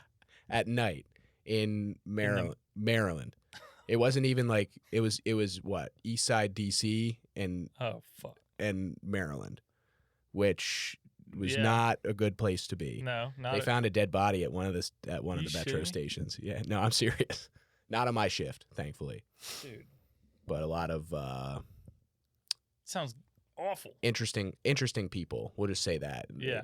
To not like talk too much about the landscape there. But yeah, I mean, like, super interesting stuff. Like the people I met, like the guys I talked to, and kind of what I did and learned from the experience. Are they from like all over? Oh yeah. Oh yeah. I mean, they pulled guys in that were working in Alaska, like on like mines and stuff. They were telling me about all that. I'm like, that's shit's crazy. They're doing like underground controlled blasts and all kinds of crazy shit. Yeah. And then they get pulled to come here to work on this. I'm like, what's going on? Well, what a change of scenery. Yeah, so I think what they do with those government contracts is they pull a couple guys from each division and kind of throw them on something like that. So like you have maybe somebody that's worked in the underground mining district for 30 years and never got recognized because they're just doing unknown work, basically. They pull him for something like this. He gets an award for the Metro project or like, things like that. I'm assuming because like those contracts are so big, man. Yeah. So big. They don't just involve the Metro station. Right. Like it's a revolving door. Like once you get in that, we did the, the raise up barriers, like around like the Capitol and all the replacing all of those. That was like a $500 million contract. You know what I mean? So like for safety. Yeah. We're like, yeah. Yeah, so like, it's politics. Right. It really is, man. It's making a connection, knowing somebody, earning that contract. But yeah, safe to say I worked there for 4 months doing the 12-hour shifts. Dude. Get a phone call. Hey, Tyler, we're moving you to Omaha, Nebraska. I was like, all right. So I like went home with Grace and talked it out. I was like, Grace, I don't know if I can do this. Like, again, within 4 months, I've had no time to actually sit down. Dude, how do you do anything? How do you literally how do you lease properties like that? Like, how do they expect you to lease? They cut my lease. They're like, we'll pay for it. Oh, they just say fuck it. Yep. We'll break your lease for you. Go out there. Yep. That's insane. Some of those lease fees are no joke to break a lease like that. Oh yeah. Like they're like 1 or 2 months rent, right? Yep. That's crazy. So you talked to Grace and she was probably like, Yeah. Right. And like, so one of my buddies that actually was out in Colorado, episode number 3 of the podcast, Jason, great dude. He was in DC with me as well. So it was cool. We kind of got moved both places together. So I knew a familiar face when I got there. And he did the Omaha move. Did he really? He did. How long was he in DC before? Same time frame as me. Oh, okay. Same time 4 frame. months. Same time frame. Damn. But I don't know how he did it different. Oh, no. He also rented a room with one of our other buddies who's back in India. I can't get in touch with him. I'm trying to get in touch with him, get him on the podcast because he's running an engineering services company in India. Oh, that's now that he's back there. Yeah. He was a great dude. His name was Aditya. Awesome guy. Oh, yeah. Yeah. I mean, bonded a lot because he didn't have a car, and I used to pick him up or drop him off like at the end of shifts because he'd be like, fuck it, I'll just take an Uber and charge it to the company card. Might as well. Damn. Expensive. Yeah. Unless they're going to buy me a company truck. I'm like, nah, dude. If we're going to the same place, let's just. Oh, well, so that was the thing. I had them expense all my miles, but they're like, oh, you can just. If you just come to the office and get a company car, you can just drive that around. I'm like, so I have to leave my house 40 minutes early. Oh, yeah. To go get a vehicle. Yeah, pick it up. Like 3 miles away too. 40 minutes. Yeah. Pick it up, go to the station, and I got to return it. Right. And then drive home. You couldn't drive it home. Damn. Come on. Yeah, no. Yeah, so like I don't know. I will say though, like for a lot of what I have heard, you put in the effort, you put in the time. Oh yeah, you'll get rewarded eventually. I'm sure it's probably hell at first though. I wanted to experience my 20s though, to be honest with you. Yeah, dude. Like, there's something to be. I mean, that is cool that you would have gotten to go all these different places because I'm sure it would have been 4, 6, 10 months in Nebraska and then on to the next one. But it's like, dude, it was good money too. Yeah, I bet. But there's something to be said for like kind of learning where you're at too, right? Like, especially with Grace and it, like, you know.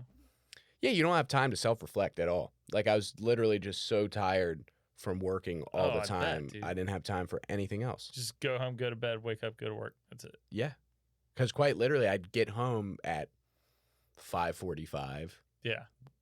What am I going to do? Yeah. At 5:45. I'm not going to go exercise. I'm fucking beat from the day. Yeah. I'm going to sit there and watch Breaking Bad for 2 hours till Grace gets up, say hi, and then go to bed and sleep till 3 p.m. Right. Get up and go into work.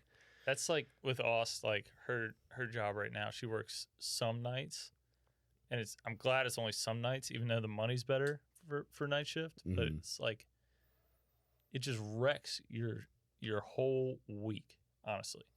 If you have 3 nights, so what she has to do is usually she'll do Thursday, Friday, Saturday night.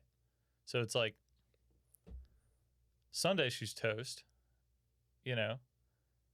Thursday she's sleeping all day in preparation, and then Wednesday she's going to bed early just to try to stock up on sleep. So it's like it's literally Wednesday through Monday is affected by your Thursday, Friday, Saturday night shift. You know what I mean? It's crazy, man. I'm excited to have her on. I have her scheduled in January. Yeah. Talk about healthcare, man. Dude. My mom's a nurse. Both my sisters are going into healthcare. I'm a big supporter and recognizer of all the hard work they do. So, dude. Yeah. Underpaid, underrecognized. Oh, yeah. For sure.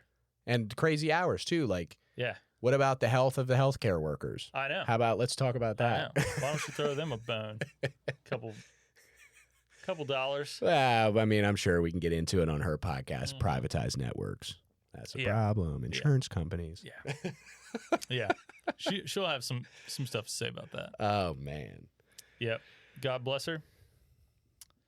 All of them. They're crazy. I don't know how they do it. It's a hard job, man. Yeah, it's tough. Not only physically, but emotionally. Oh, yeah. That's the toughest part, for sure, I think. I feel like people treat them like shit, too. And I'm like, you're going in here and somebody's trying to help you. I know. And you're treating them like an asshole. I know. Come on. I feel like so much, at least in her, and she'll tell you more about this, but from what I understand, it's like, because she's in the ICU, right? So when your kid's in the ICU, you don't get a pass on treating people badly, but you also got to be a little empathetic towards their stress levels. Because like, if your kid's in the ICU, if my kid was in the ICU, I'd be fucking, I don't even have a kid. Yeah, I'd be shambles. I'd be like, holy shit. Yeah. So I think she deals with that shit a lot. And even when the kid's going to be okay, it's just the magnitude of them being there is like enough to set the parents on like fire. Right. Mentally. And I get it. I totally get it. But man, I would not want to deal with that every day. Nope. I think I'm stressed out on the construction site, know, bro. Dude, that's what I'm saying. I'm like, damn, I got to release this iPhone app today. And she's like, oh shit, I got to like keep this kid alive. Yeah. In front of her parents. Yeah. Whatever. It's a whole nother atmosphere, man. Yeah. Whole nother atmosphere. It's so cool how many different fucking things people do. Yeah. Never realized that in school. Yeah, me either. I think that would have led me down a different path, knowing what I know now. But of course. Yeah, of course. We're old. We're almost 30. Dude. I know, dude. I know. It's bad. Don't talk about it. Dude, yeah. It's insane. Like, people are YouTubers and shit. Yeah. Like, that's crazy. I've been doing that for forever, man. YouTube? There's squeaker videos of me from middle school playing Modern Warfare 3 on AC 130, kill streaks and FaZe Clan. Yeah, FaZe Clan. There was a kid in my high school that was in FaZe Clan for a hot second. Really? He was the hot shit. Oh, dude. Everybody wanted his gamer tag. I bet. Those are the days, man. Trick shots, yeah. Those are the days. MW2, that was fun. Yeah. I think James' podcast we were talking about I think it was middle school. Can't remember if it was middle school or high school because I went to the midnight releases for Call of Duties. Too. Absolutely. Me too. Yep. And like some of the kids' parents would let them stay home and play the entire first day, and they're like first prestige level 36 by the time I get home. No, my ass had to go to school. Yeah, me too. And I was man. I was pissed, and I would be tired as hell at school the next day. Yep. But stay up way too late playing it. Oh yeah, dude, that shit was so fun. Had all your boys on there. Fucking like just starting to say cuss words. Yes. Like that's fun. Yeah, one thing we did talk about was like the emblem editors and like the voice chat back then. Man, people are tame now, I feel like. Like that shit was wild. I literally have not picked up a controller in probably 5, 6, 7 years. Yeah. Since I graduated college. And even in college I didn't play. But back then it was wild. I hope they have some more guardrails, honestly. Because that shit was offensive. Yeah. To everybody. Yeah. Oh man. Like the stuff people were saying back then was insane in some of those lobbies. Insane. And then all of a sudden Sony announces, yeah, we're recording all your voice chats. Oh, did they really? Yeah, this was like probably 5 years ago from today, but not back when. Oh man, dude. God. I would say, what do you think? 20% of the workforce wouldn't have a career if that were the case? Nobody would have political office ever again if that was the case. I think, yeah. Oh, man, one of these presidents we have in like 20 years from now, what was your gamer tag back in the day? Looking up all your shit. That's so bad. That's so bad. I can't believe, is Xbox doing that too? I would assume so. Yeah. Yeah, I mean, like, that's even dangerous. in, like, I've played a little bit of Rocket League. I have, honestly, like, I still played a lot, even up to the last couple years, but since I've started doing the podcast, golf season comes around, I just don't have time for it. Yeah. It's just something I like to do to blow off steam. Oh, it's a slippery slope, though, let me tell you. Those games are very addictive. I believe that. If I still had a crew of dudes that played Call of Duty, I could be convinced to drop $500 on a console. The new ones aren't as fun, though, man. I believe. See, that's what I'm saying. They're not. I'm saying they're not. But have you played the MW2 revamp? Didn't they remaster it or something? They did. Actually, I did play that. I played that, and then whatever game came out after that, the Modern Warfare, I guess it was Modern Warfare, and then they had COD 4 revamp.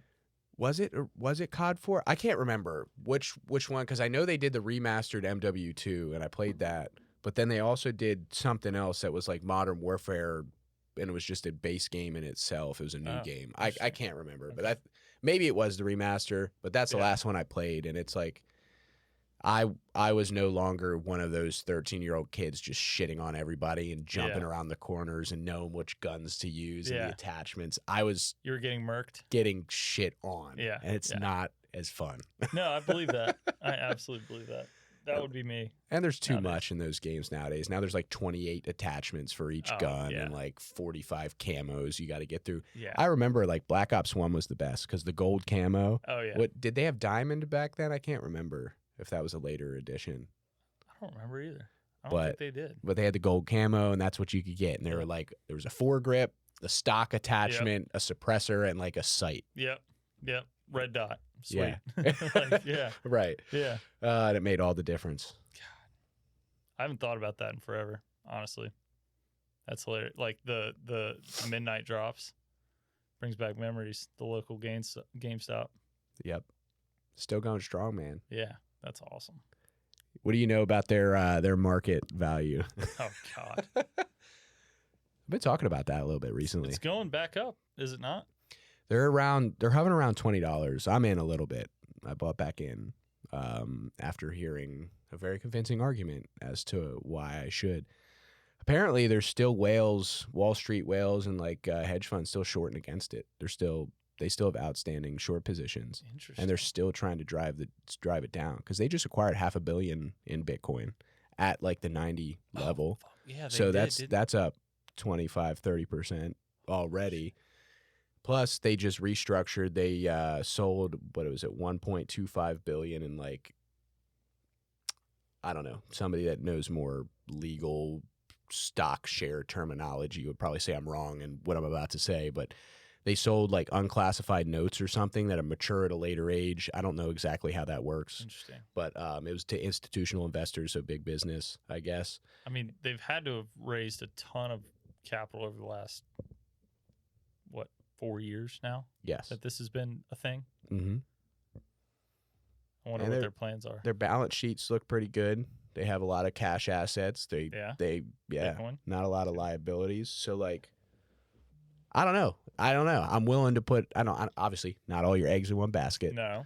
But I'm willing to bet a little money on it. Might as well. What's the worst that could happen? Lose it. Yeah. But, That's why I have index funds. That's right. That's right. Oh man. Yeah. I've been out of the meme stock game for a while. Really? Dude, it just popped up. Remember we were talking about it last week, man. I know. Open Door's still going. I know. I still don't know what their value add is. I don't know if there's anything. Yeah, I don't know either. I don't know if there is a value add. But they're in the green today somehow. Oh, God. Yeah, I know. Once I get give me 6 months and I'll start thinking about meme stocks again. There we go. Gotta recover. Perfect. So I'll schedule you now for the podcast in February, March. Yeah, before you get going for turkey season. That's right. Because your wedding and everything's in May, right? So you definitely did that on purpose so you could get the hunting season in. That's correct. Awesome. So perfect. If you're listening to this, you already know. And I got permission to turkey hunt the venue where we're getting married. Yeah. That's super neat. Yeah. So I really want to kill one. So we were getting married the 23rd of May. Mm-hmm. So the season will end the week before, if I'm thinking about this correctly. Nice. So I would love to kill one a week before. That would be super cool. So we'll get podcasts, turkey hunt, wedding. Yep. Summer. Yep. Perfect. Yeah, we'll get you back on here. We'll talk about meme stocks. I did nothing significant, but I did make some money on Krispy Kreme. Really? Yes. I missed GoPro and Kohl's, but I made money. GoPro went up? GoPro was a big one. They were like $9 last Yeah, they were like 30 something for a day. They're probably back down. But Krispy Kreme. What the hell was going on was this a Wall Street Bets phenomenon? Yep. God damn it. That and Open Door were the only two I was in, but it was I actually know somebody that works for Krispy Kreme. Yeah. Yeah. Maybe they knew about it. I don't know. Insider information. Well, hopefully she sold whatever shares she had. Yeah. On the upslope. Yeah, they were up what, 40 some percent? Are they down again? Yeah, they're back down. Yep. And then American Eagle. I'm sure you've seen the Sydney Sweeney revelation. I've heard about that. That is bonkers to me, dude. There's going to be a case study on that versus the Bud Light, Yeah. Marketing decisions eventually. Maybe. What about retail investors? Let's just get a hot actress to be in our promo videos and pump it on social media. Yeah. I mean, yeah.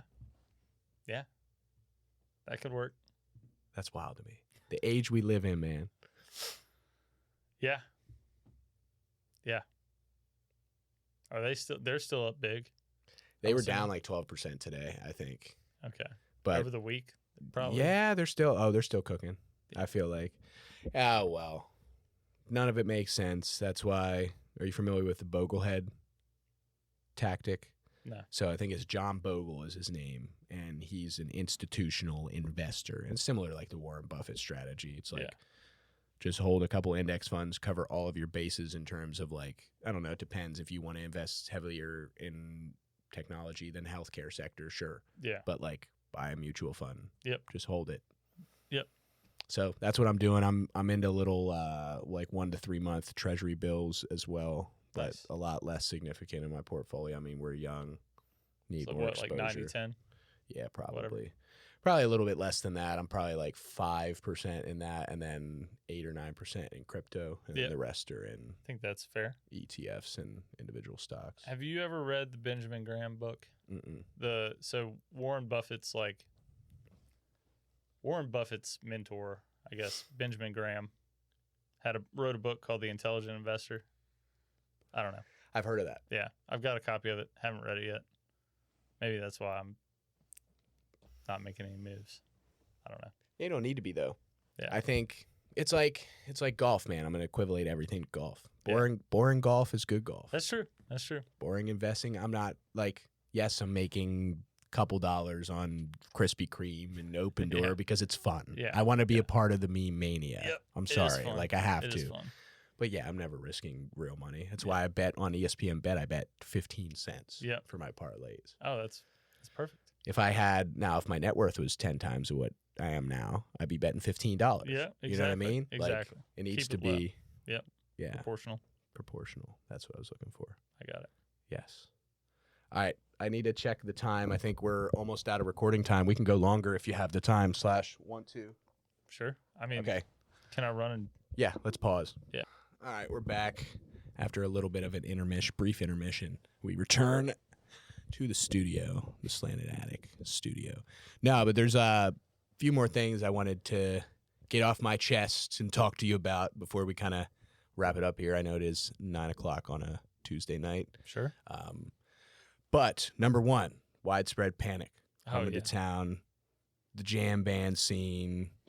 What was your introduction into that? Because I only got into it very recently, and like I could not be more thrilled to hear some of these bands coming to Richmond. Dude, yeah. So growing up, country, bluegrass, my dad, he actually has his own couple albums of his own. He's really? Country guy, yeah. Wow. Yeah, so he always grew up playing the old country tunes. Absolutely. Anyway, fast forward, all my friends in high school were like a grade or two above me.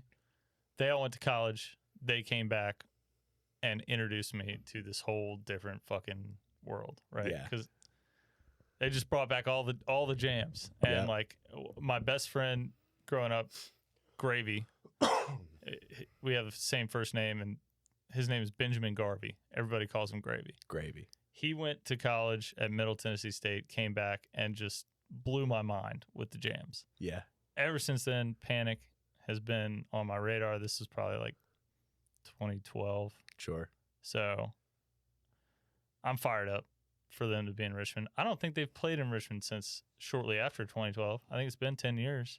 It's been a long time from what I know. Yeah. So I'm very much looking forward to it. And honestly, I kind of got this is going to sound bad, but I went to so many shows during college that I'm kind of like showed out a little bit. Sure. Like since I've moved to not even last like 3 years. I just don't I prefer smaller shows, like going to see this band called Mountain Grass Unit in Charlottesville in August this month, a couple weeks. Really looking forward to it. They're playing a tiny venue called the Southern Cafe. Nice. Holds about 500 people. I saw Billy Strings there in 2018. Really? In front of probably 300 people. Wow. It's not sold out. Met him after the show. That was awesome. Unbelievable. I loved him since 2016 when I saw him for the first time. Whereabouts was he around this area? Rooster Walk Music Festival. Okay. I think it was actually summer of 2015 in Martinsville, Virginia. He was playing. This is a small festival, but he was playing like the 3 p.m. slot at this festival. Right. Which nobody was there. Awful. Yeah. Nobody was there on a Saturday. Like nobody was there, and I went and for whatever reason happened to catch his set, and I was like, holy shit. Started looking up his YouTube videos. Loved him ever since. But I just like the arenas and all that. I don't know, man. $120 tickets. Like, yeah, I'm going to sound like an old man, but like I remember when it was like $15-20 to go see him. Yep. I was telling Grace yesterday, maybe. Billy's the best guitarist I've ever seen in person. Oh, no doubt. Easily. No doubt. It's incredible. And he probably will be forever. Yeah. The only guys I can think of that would even be up there, Jimi Hendrix, who's no longer with us. What's his face from? There's only like 2 other guys. Yeah. That would even put. Trey is up there. Trey, I've seen him play once. Once I saw Tab at JPJ. Yep. phenomenal. They just have like, they're both incredible guitarists with such different approaches to the instrument. Yes. And I love that about both of them. Like, Billy is just staccato and just fucking ripping all up and down the fretboard, and like Trey's just smooth as fucking silk. I don't know. So different. I love them both. I never knew a guitar could be played that fast. Yeah, I know. And like, I grew up listening to all this bluegrass, and like I just thought it was old man music. Like I thought it was my dad's music, you know? And like I love Billy because I'm like, holy shit, Doc Watson was his hero. And I grew up listening to Doc Watson, and then it just gave me this whole other, like, I'm like, holy shit. Go back and listen to Doc Watson. Now I'm like, damn, like this is where it came from, which is awesome.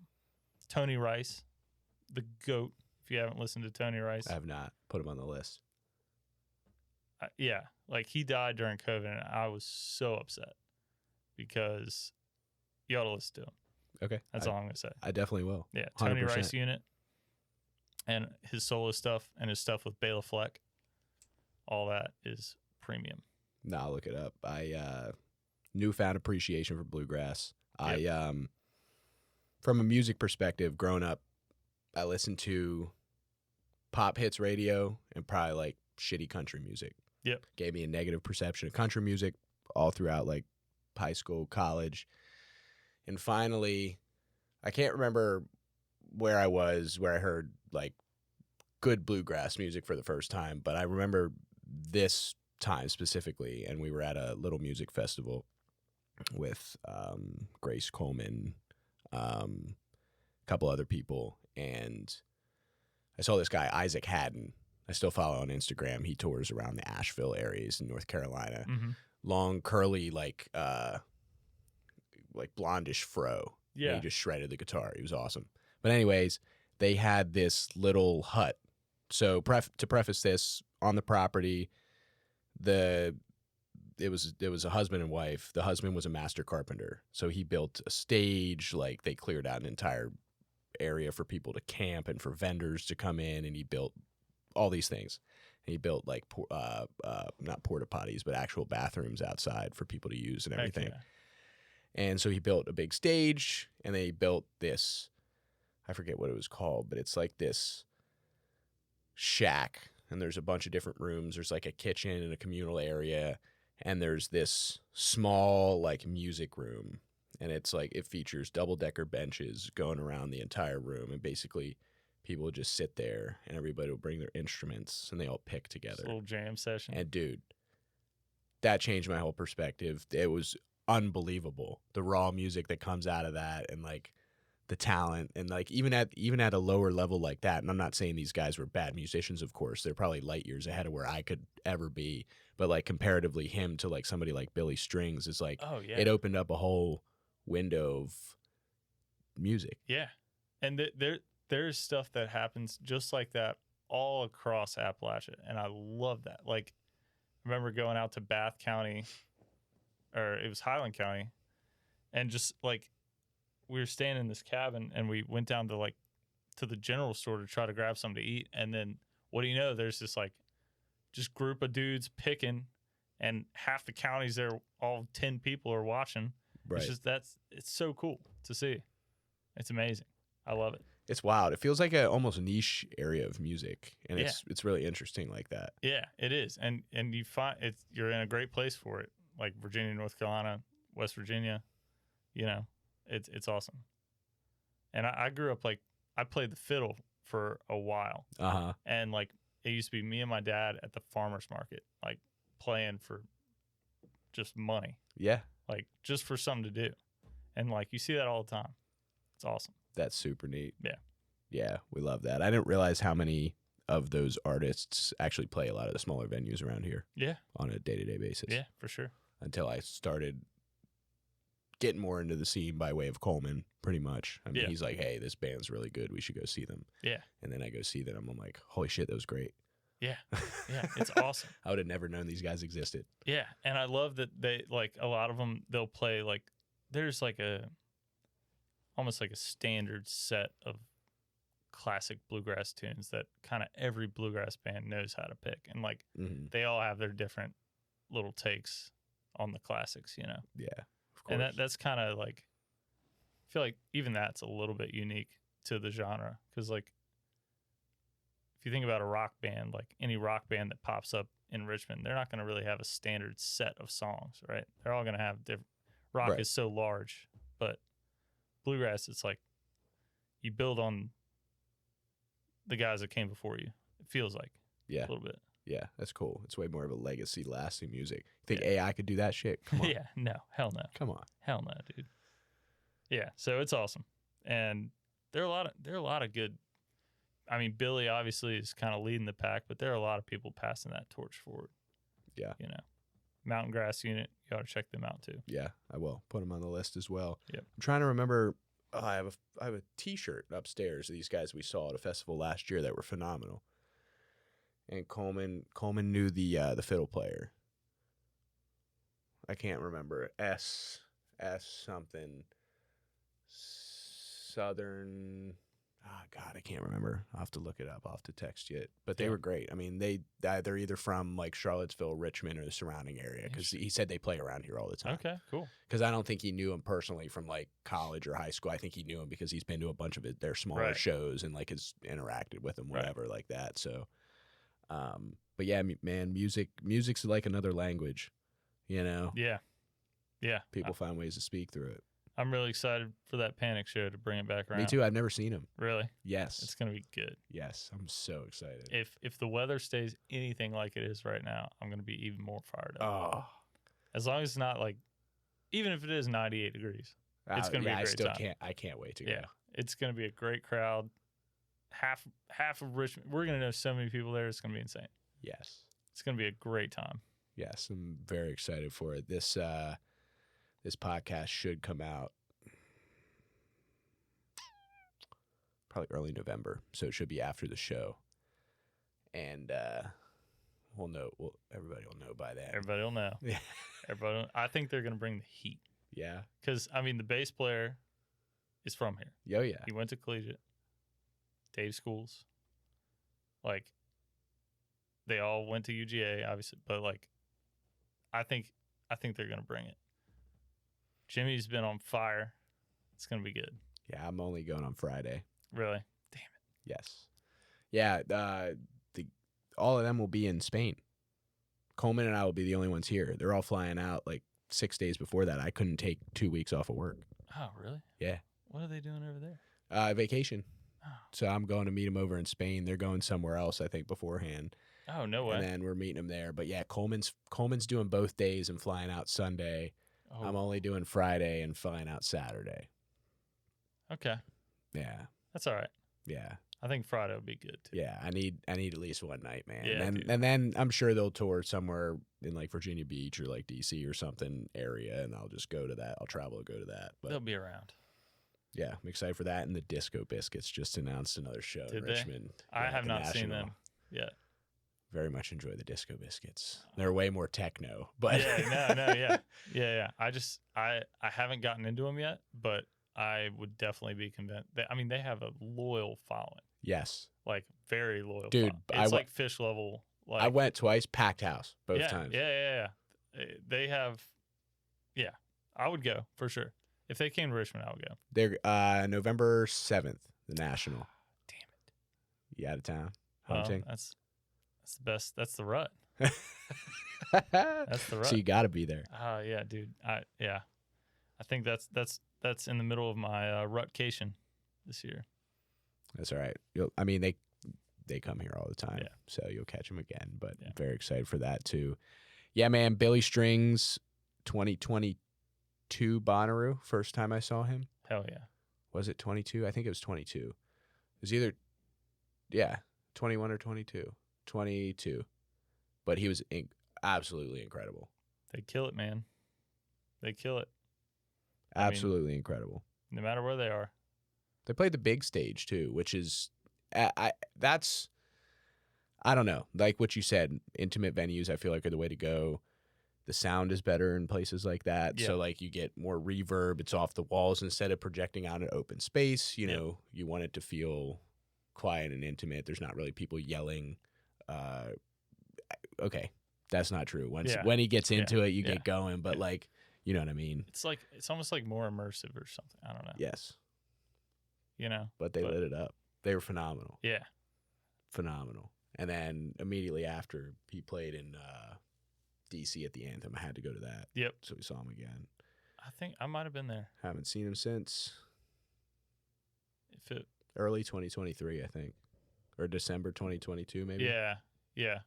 I was there. Nice. Yeah, that was a great show. It was a great show. It was a very good show. I think I'm like 26. I've seen him 26 times. Do you have that app that you track all the shows on or whatever? Oh, re-listen? Is that what it's called? Well, a couple of my buddies have it, and they're like, "Oh, I've been to 63 fish shows." Oh no, I don't have like a little tally marker, but maybe they just keep an Excel spreadsheet. I don't know. Yeah, maybe you just pull it up. There's an app called Re-Listen that people upload soundboards from all the shows. Oh, that's cool. Is really cool. So you can go back and listen to them. I've heard of what is it, Nugs? Yeah, it's similar to that. It's more raw than that. It's free. Yes, so we like that. Yeah, free 99. Yeah, it's got Panic and Fish and The Dead and everything. And everybody. And you can go by date, and you'll have every soundboard or every tape that was uploaded for that show. Some are soundboards, some are not. Sure. But it's pretty nice. It's just really. Yeah. Can I download these as like an MP3? Probably on the website. Yeah. Because would you like to know why? Intro music? I don't know. No. JCC has a pool. I was looking at getting those underwater headphones, but you have to be able to download audio to the headphones. Okay. Because it can't achieve like a Bluetooth connection or whatever from underwater. Interesting. So I just put an entire Panic show on there. Dude, yeah, you could probably do that. I don't see why not. Perfect. Yeah. Look it up. It's open source. It's cool. Really? Yeah. That is super neat. You don't find that much nowadays. It's all on GitHub. Everybody's for profit. Yep. Pretty nice. Yeah. So, okay, GitHub. Before we go, I've been meaning to like look this up or research it. Is it like a library of like developed postings? Like, what is GitHub? Yeah. Because I find stuff on there sometimes, and I'm like, I just don't know what this is. Yeah. So if programs, right, are just instructions for a computer, right? These are just repositories for those instructions. Mm-hmm. So like each Git repository just holds code. Sure. It may or may not work or do anything, or it could. And you may be able to download it and run it, or maybe not. But it holds all sorts of version controlled code. Interesting. For everything. Like we don't use GitHub at work, but we use Git repositories. And so is that something you tie something back to, so it reads some area of code that's been kind of, it's almost like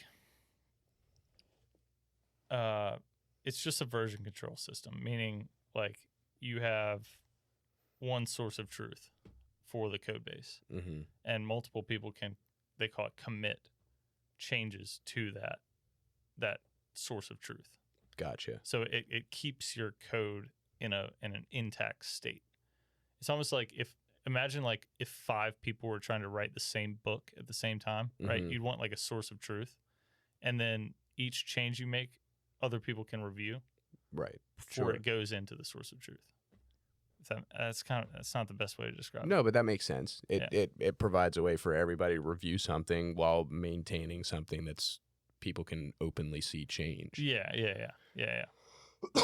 Interesting. So like maybe in the context that I've seen it is like, I don't know, like a 3D printed something. Oh, check it out. Here's the GitHub source. Yeah. So that just is code that tells the 3D printer, I guess, what to do. Yeah, I guess. So you can host any of these things on this website? Yeah, and they don't really do anything until you take it and push it somewhere. Yeah. Right. But it's just like it's almost just like a library with version controlled repositories. I'm gonna have to look into that. Maybe it'll have my app information that I need. Oh yeah.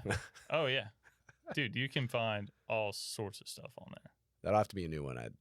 Do they have like an iPhone app? Re-listen? No, GitHub. Maybe.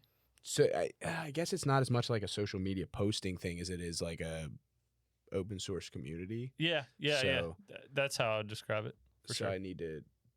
Well, I'll just write it down on my to-do list and I'll just look at it. Yeah. Yeah, when I remember or keep a bookmark. Yeah. But yeah, it's just like I see that randomly pop up all the time, and I figure you're a good person to ask. So yeah, man. Sorry about the ADHD, dude. Just had to get the thought in. No, dude. Yeah, check it out. It's really cool. There's a bunch of stuff.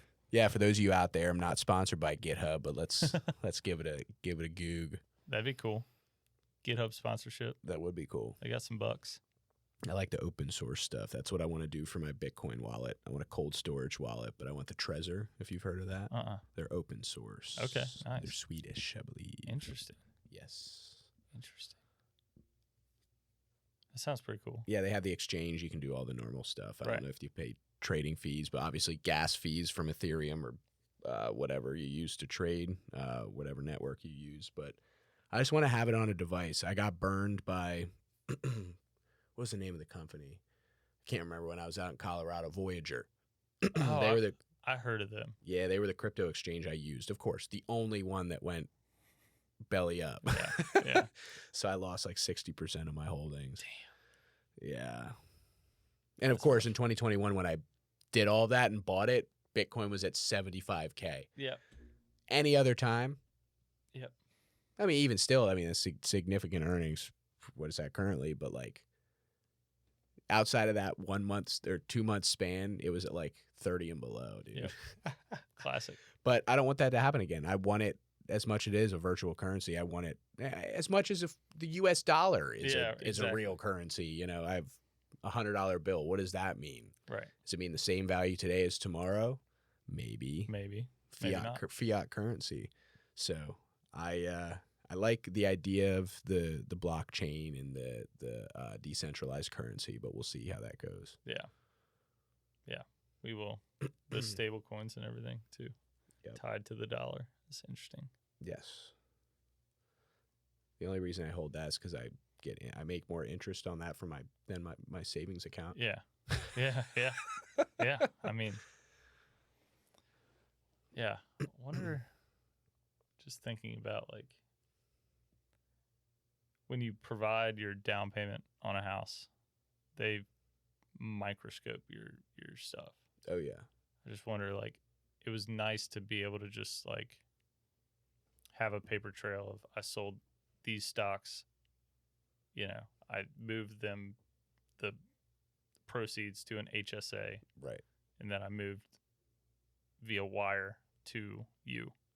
You know, it's like I wonder how they do that with the Bitcoin and stuff. Well, so there's a unique chain like transaction ID for every single one. So like for every have they caught up to that though? I guess.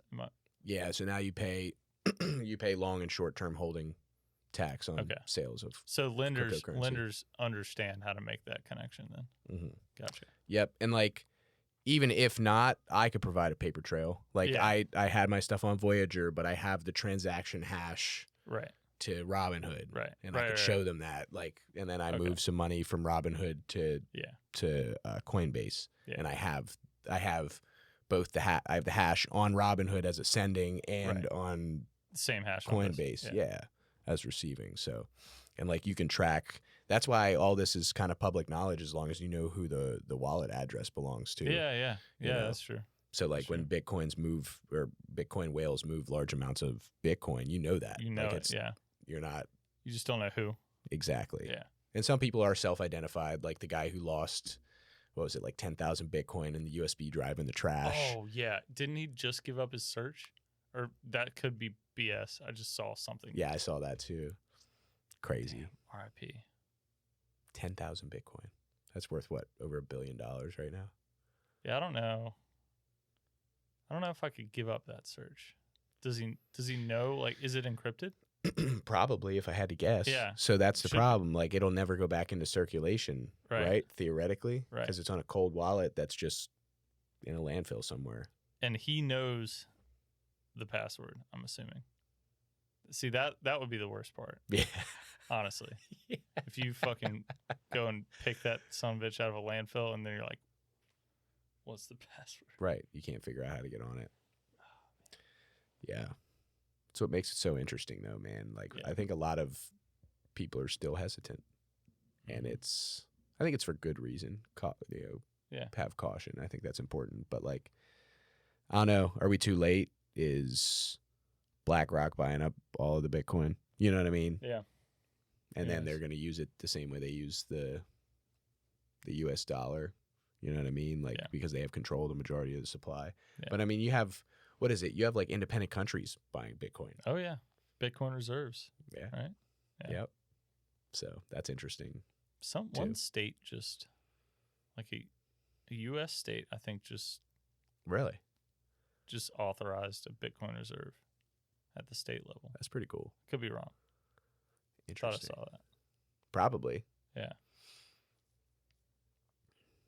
I don't know. Long way from the Silk Road. Yes. At this point. Yes. Yeah, what's his face just got let go, didn't he? I saw that. He got pardoned. Ross Ulbricht? Is that his name? Yep. That's crazy, man. I've only been on, I don't know that I've ever been on the dark web. What is it? The Onion browser? Is that what it's called? Mm-hmm. Yeah. I don't know, but I'm kind of curious just to see what's on there. I've heard it's not as crazy as it used to be, but yeah. It's probably monitored to some degree now. Yeah, it's slightly sus. Slightly sus. I'm assuming you have a little bit of expertise in that area. Yeah. Or knowledge. I've poked around. Nothing crazy, but yeah, this was back in high school. Right. And it was like, what the fuck? Yeah. It's wild stuff. Wild stuff. But so from a, I guess, interesting question, from a software perspective, how is that, do they harness, how does that work? Like, is one of them like a monitored section that they've created a bubble around almost, and only like search the search engines can only pull from X sphere, or is it like, dude, yeah, there's some way that like you use the Tor browser and it somehow can connect to some servers that aren't reachable by regular browsers. They're not just on the public. So maybe these people are writing website and code for only specific access from X browser or Y browser. I'm sure you can adapt it either way. Yeah, or like, I don't even... Something like that. More of a networking thing, I feel like, at this point. But it's like... Interesting. Somehow they have cordoned off these set of servers that are serving this website content. Gotcha. Okay. So it's really the servers. Yeah. Yeah. I wonder what those are. Who knows, man? Who knows? Russia. Yeah. Somewhere. I don't know. Who the hell knows? Theoretically, where would you put that? Alaska? Antarctica? I would not put it in the United States anywhere. Hell no. I wouldn't put it in the EU. No. Sure as hell not in the EU. I don't know. Africa? I've heard they're arresting people for online comments over in Britain. Yeah. Africa, that's crazy. Put in the middle of like a rainforest or something. Yeah. Airlift you have zero infrastructure as far as connectivity. I mean, that's not completely true. Around the coast you do, but I have no idea. Starlink? Maybe. Maybe put them up in space. Maybe. Because then you're outside the realm of international law. I was going to say international waters, too. Yeah, there you go, too, in the ocean. Yeah. On a boat somewhere. That's interesting. Who knows? Who knows? If you were to commit a crime, how would you do it? Yeah. Next thing we know, there's a big ship in international water. Yeah. Stole our idea. Yeah. All right, man. Well, I think that'll about wrap it up for us. Yes, anything that you would like to tell the listeners out there about yourself, about anything important that you got going on, or anything maybe you're excited for? I mean, I guess it's August, so you got your show. It's Yep. We got Widespread Panic. We got the new house. Yeah. We got the fall coming up, the end of the miserable hot weather. We Hopefully. got deer starting to walk around and become hard antlered. here shortly. Yep. And it's going to be a beautiful thing. We got college football coming. Yes. We got cold, chilly mornings. I'm looking forward to it. Yes. Oh, man. I woke up today, and it was just another Tuesday, and then I got in my car. I drove to work, and it was just slightly overcast and a little bit cool. I'm like, yo, it's football season. It was 63 this morning, and I loved every second of it. It just felt like a fall morning. It did. Yeah. I'm ready. Me too. Can't come soon enough. Me too. Well, appreciate you, brother. Appreciate you coming over here, doing all this, allowing me to film your face and trying out all this fun stuff. And yeah, I really do appreciate it. Of course, man. Thanks for having me. Yeah, we'll do it again. Like I said, maybe before everything starts to happen in like March, we'll get you on the books. Then you can talk about maybe deer season. Yeah. Recap. Yeah. Sure. What's happening right now. And then the Widespread Panic show. We got holidays. So many things happening before the end of the year. Absolutely. We'll get something going. But again, appreciate you, brother, and thanks for coming over here and being on the Slanted Attic Experience, being a guest. Appreciate it. I think this is number 50. I don't want to speak too soon, but I think this is podcast number 50. There you go. So huge milestone. I purposely moved it all around so we can make it happen because I initially scheduled you to be the 50th one, however long ago. Yeah, months ago. And it wasn't going to work out. I moved it around. I was like, Ben's got to be the 50th. I love it. It just, yeah, well, had to be. You're a great host. Thanks, appreciate it, man. Appreciate it. All right, everybody. Thanks for tuning in. We'll see you on the next one. You can find us on all podcast platforms at the Slanted Attic Experience. See you guys.